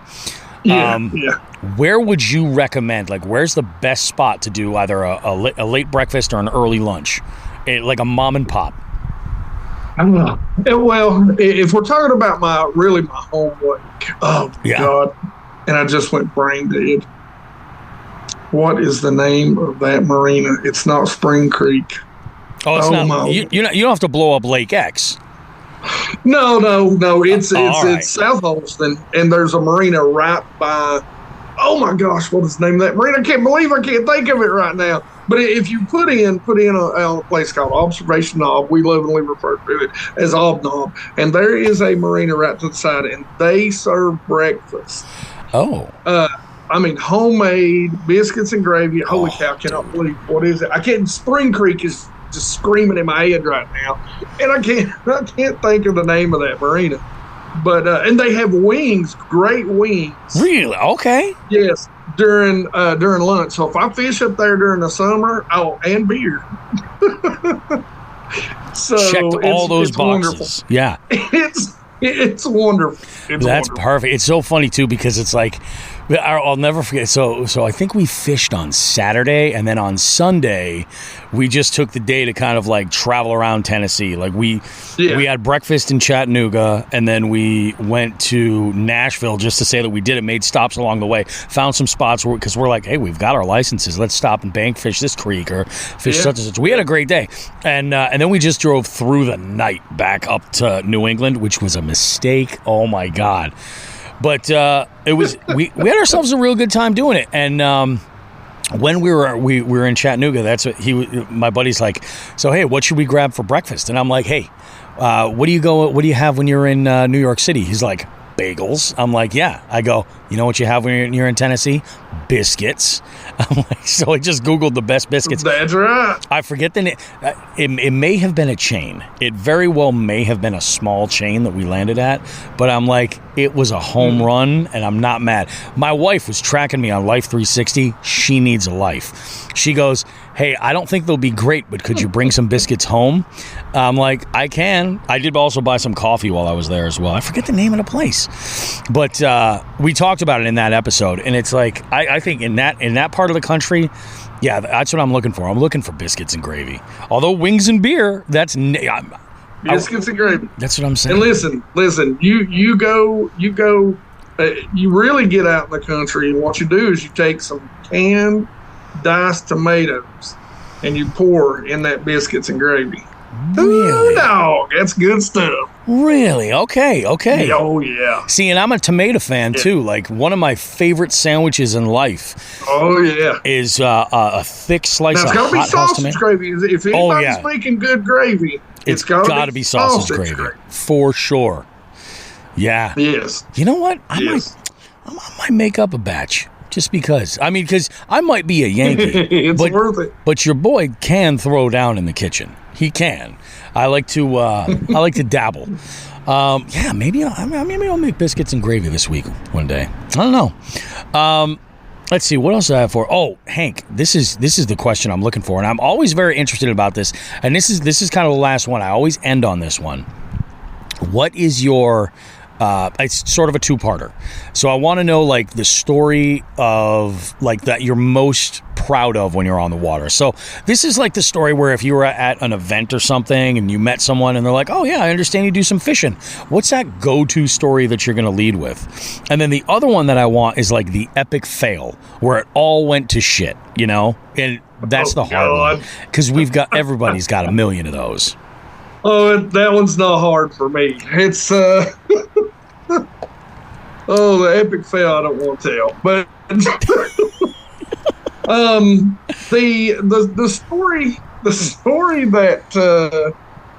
story that I probably tell, and my buddy's going to kill me for this because I give him so much crap for it. It was his first BFL as a boater. I think it was my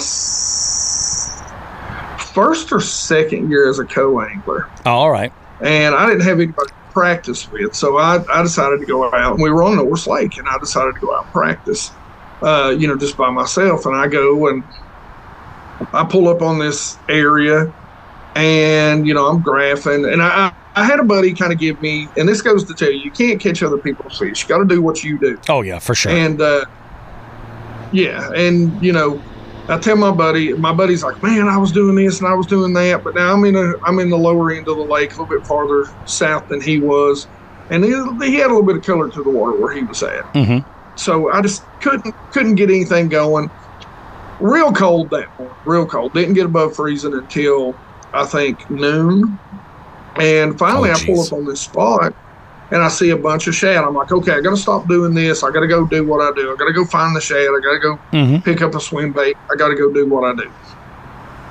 Pick it up, find some shad, find some grass, which anybody will tell you that lake. There's like, there's no grass in that lake. Yes, there is. Oh, yeah. And so I found this grass, and I start throwing this 5.5-inch Shadowlicious in Go Shack because it's crazy clear water. Mm-hmm. And sure enough, bam.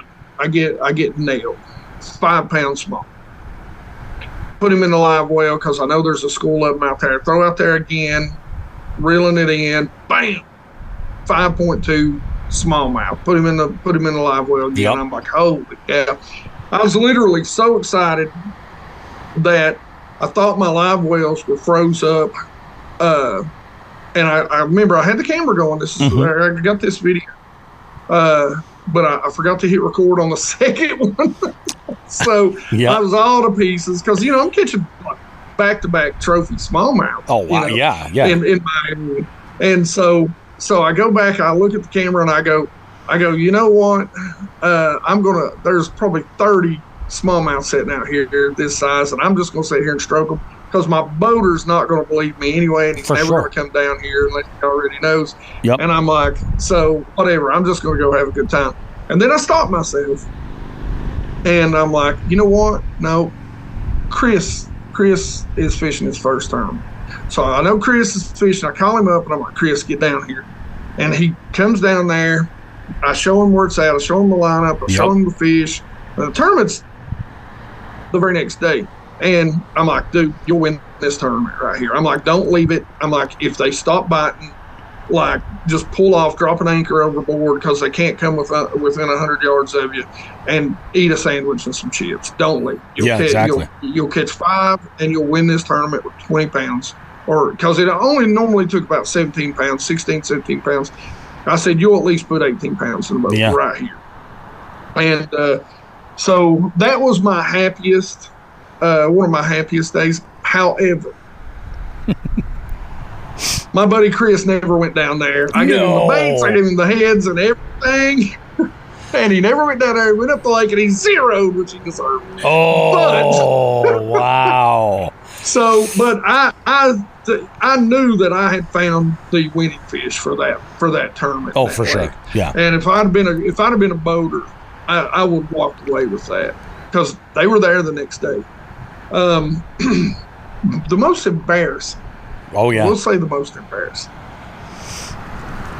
So I just get a new graph, Lowrance HDS. Mm-hmm. No.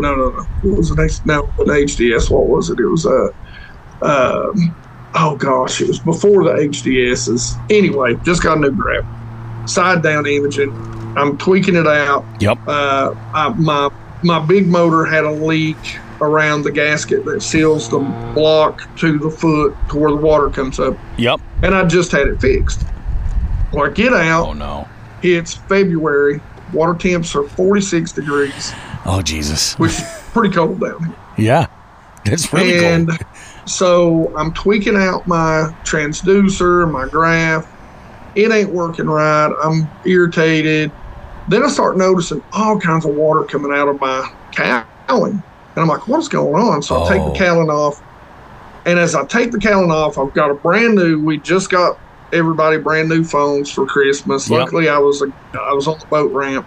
And when I leaned over to look, the phone comes out of my inside pocket, boom, right in the water. So I'm totally freaking out. So I just strip and jump in the lake. 46-degree water. 46-degree water. That's crazy. No way. And I'm walking around and I'm using the boat. As kind of like the pivot point. So I'm slowly grid searching with my feet on the bottom of the ramp. Yep. Chest deep. Oh. And I'm slowly moving around. I find what I think is it. I dive down, come up. No, it's a rock. So I'm literally about to give up. And when I start to give up, I literally feel the rubber case. I've got an otter box, one of the big old otter boxes. Yep. And I feel the rubber case, dive down, get it, get out. Well, I've freaked out so much. I jumped in with all my clothes on. I mean, other than my socks and my shoes. That's amazing. So I'm like, okay, I got coveralls up here, but all the restrooms and everything's closed. Oh yeah. So I'm like, where am I going to change? Like I'm freezing now. Oh, of course. So I just set my coveralls over here, set them up, like the firefighters do. They got their boots, so you just hop in them. Yep. Oh, yeah. And so right there at the boat ramp, I just stripped completely naked. And I swear to you, this is the God's honest truth. I could not make this up. This goes back to, it's amazing. Truth is greater than fiction. So as I'm sitting there, you can't see because there's a bluff wall. You can't see the road where the cars come down to the parking lot. Oh, Here comes a county police officer. Oh. I thought you were going to say it was like a school bus with kindergartners or something. No. Okay. I literally just sat down. Jesus. I literally just sat down in the seat and covered myself with my wet shirt. And I'm just sitting there in the birthday suit with a wet shirt over the groin area. And I'm thinking, I hope he didn't see me. I hope he didn't see me. And all of a sudden, I see reverse lights. Oh, Here comes backing down the ramp. He gets about to the bottom, swings around sideways. Whee! The window comes down. He's like, hey, man. You all right? I was like, hey. He goes, you all right? Yeah, he did. I said, yeah, I dropped my phone. Thank God my phone and the cowling was still off and the phone was laying in pieces on the deck. Yep. Because, I was trying to get it dried out. I said, yeah, I dropped my phone in the lake and I dove in after it. He goes, you go ahead, put your clothes on. And I said, and I'm thinking, I'm going to get divorced. I'm like, my wife is going to think I'm up here. I'm going to get arrested for indecent exposure. I'm going to have like a sex crime on my record. My wife is never going to believe me. She's going to think I was up here with some floozy messing around. And, I'm just like, how is this happening to me today? And so I just slide over and pull my coveralls up. By that time, he's walked out, and he's kind of chuckling. So I'm thinking, okay, I'm all right. I'm all right. He's like, man. He's like, you're all right. I'm like, yeah, man. I dropped. He's looking. He can see. I can tell he's kind of seeing. And I said, well, the restrooms are closed down because wintertime and everything. Sure. So, and he's like, yeah. He's like, all right. He's like, you going to be all right? He said, listen. He said, I have to ask you. He said, have you been drinking? I knew he was going to ask you if you've been drinking. I said, no. I said, and I explained to him about the boat and how it was supposed to be fixed and wasn't. And he said, I also have to ask you. He said, you're not trying to hurt yourself either. Oh, jeez. I said, I wouldn't be putting dry clothes on if I was trying to drown myself, man. Exactly. He goes, I just wouldn't be doing my job. And I said, no, it's fine. He said, he said, "Are you good?" He said, "Can I see you?" I showed him my license and everything. He's like, "All right, you just be safe." I said, "Look, man," I said, "I ain't been drinking yet, but I'm going home after this day." I said, "I'm going to be drinking when I get there." You've earned it, yeah. He goes, "Just do it at home." And I was like, "Yes, sir." He left, and I just loaded up, man. But I thought for sure I was going to jail. That is freaking hilarious, man. That is amazing. Wow, I can see maybe why you didn't want to tell that story, but that is absolutely fantastic, dude. I love that, man. Holy jeez. Listen, Watson's, the owner of Watson's, the place where I bought both of my boats. Every time I come in there, he brings this story up because he's like, because that's where I have my boat worked on. And they were part of the reason because I was looking over. I said, "Thanks, y'all. Y'all about got me arrested." Oh my God, that's so funny. I can. He goes, "What do you mean?" And I told him, and they were, "Oh man, to this day," he's like, "That's one of the funniest stories I've ever heard." Oh man, I love that. Hank, thank you so much for being part of the show, dude. This was absolutely great, and this is not going to be the last time you're on this show. This is anytime. We need to do this, and you know what? I mean, I'll be in your area, but I love to travel. You and I have got to fish. I think we have got to fish. We'll do some collab content. I think it'd be freaking absolutely amazing. Do yourself a favor though. Go ahead, let folks who don't know where to find you, tell them where they can find you on all your social channels, everything else. If you're working with anybody specifically, feel free to give a shout out there, and we can share some links and stuff if you want. This is your opportunity to promote yourself a little bit. You know, I mean, my sponsors know who they are. So, you know, love them all, appreciate them. But, you know, for the most part, if you Google BASSGEEK, you will find my ugly face. I mean, I'm on TikTok, Instagram, YouTube, X, whatever. I'm out there. You know, primary is, of course, the YouTube channel. You know, everything else is just kind of secondary. We'll have a little fun with it. But, you know, that's if you Google me, you'll find me. I'm sorry about all the broke screens. You know, I get accused of, you know, being that ugly sometimes. And, you know, hey, it's, you know. I also, do yourself a favor, you still have merch available too. Stickers, hoodies, hats, and all that stuff. Yeah. They can just go to like bassgeekfishing.com, I think. Yeah, go check it out. There was it at an expo? I think it was at an expo up here, and I saw a guy walking around wearing a BASSGEEK hoodie, and I went up to him squealing like a little fucking girl. I was like, "Oh my God, that guy's awesome. I watch his stuff. He taught me how to throw a jig. This is great." And the guy was like, "Get away from me, weirdo." This might even actually have been before the podcast. Yeah, I think it might have been the year before the podcast. But my God, Hank, thanks so much, dude. I appreciate this. I love what you do. I absolutely respect the hell out of the product you're putting out there. Your content is absolutely amazing. Go and follow this man. Do yourself a favor, guys. Follow BASSGEEK. He is chock full of high value content, and he gets straight to the point too. There's very little filler with the BASSGEEK content. It gets right to it, right to the core of everything. So, I appreciate you, homie. Thanks so much for being a part of the show. This is really great, and sort of a milestone for Jigs and Bigs, and I'm glad you were a part of it. Well, I appreciate it, man. It means a lot for me you to let me be here. Oh, hell yeah, man. Thank you so much, dude. We'll be in touch, and we'll set up some time to go and fish. Maybe in my off season, we'll go check it out. Okay. Awesome, dude. Thank you.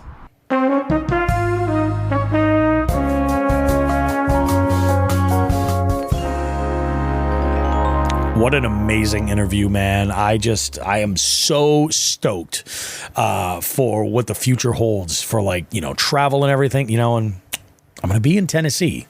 Going to have to fish with BASSGEEK 100%. And that's a real story that I had mentioned there.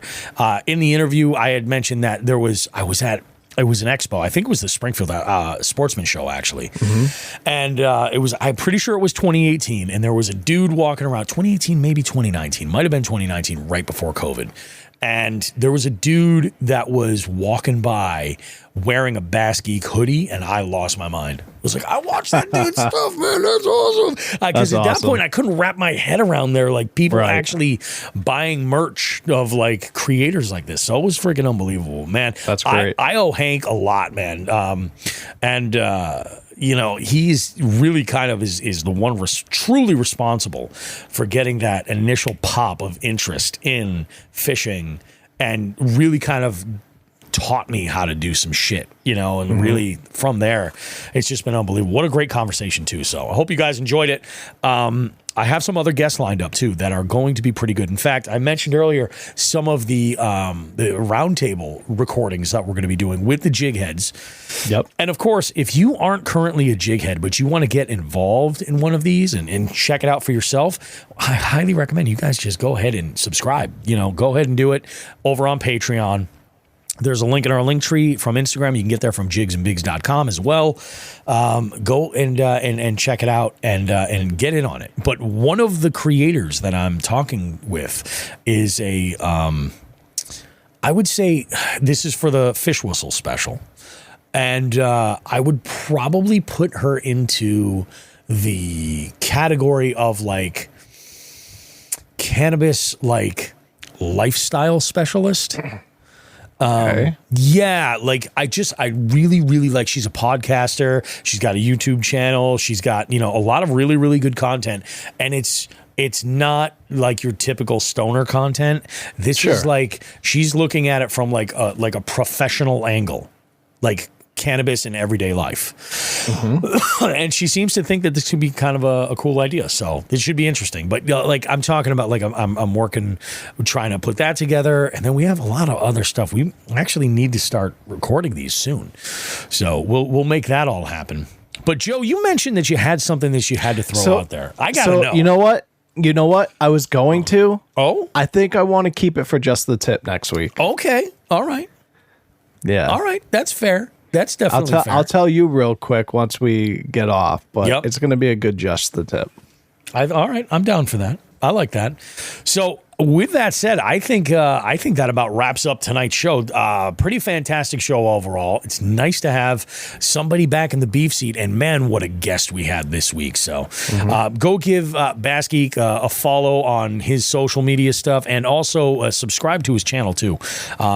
You guys are all BASSGEEKs. We're all a little BASSGEEK in our heart, 100%. With that said, let's go ahead and wrap this sucker up, guys. We'll be back in 7 days with more Jigs and Bigs goodness. You guys have been absolutely amazing as far as tagging us in your fish picks and all kinds of stuff. And we love that because we like to show a little bit of support back anytime we possibly can. We know that our listeners are absolutely amazing. Do us a favor, folks, if you could. Go and give us a review over on Apple Podcasts, regardless if that's where you normally listen to the show or not. Leave us a review over there. Or if you're listening on Spotify, you can rate the show right on there. Give us a star rating. And that definitely helps boost things along and get people more eyes and ears on the show. And like I said earlier, if you could, it would mean the world to me if you could go and follow and subscribe to not only the Jigs and Bigs YouTube channel, but also American Vet Fishing as well. Go and subscribe. If you're going to do two things to improve your YouTube experience, subscribe to both of those channels. And BASSGEEK. 3. It's a trifecta. It's perfect. Guys, we'll see you next week. Have yourselves a good one. It's another amazing week here at Jigs and Bigs. And like we always say, tits and ass, smoke some grass.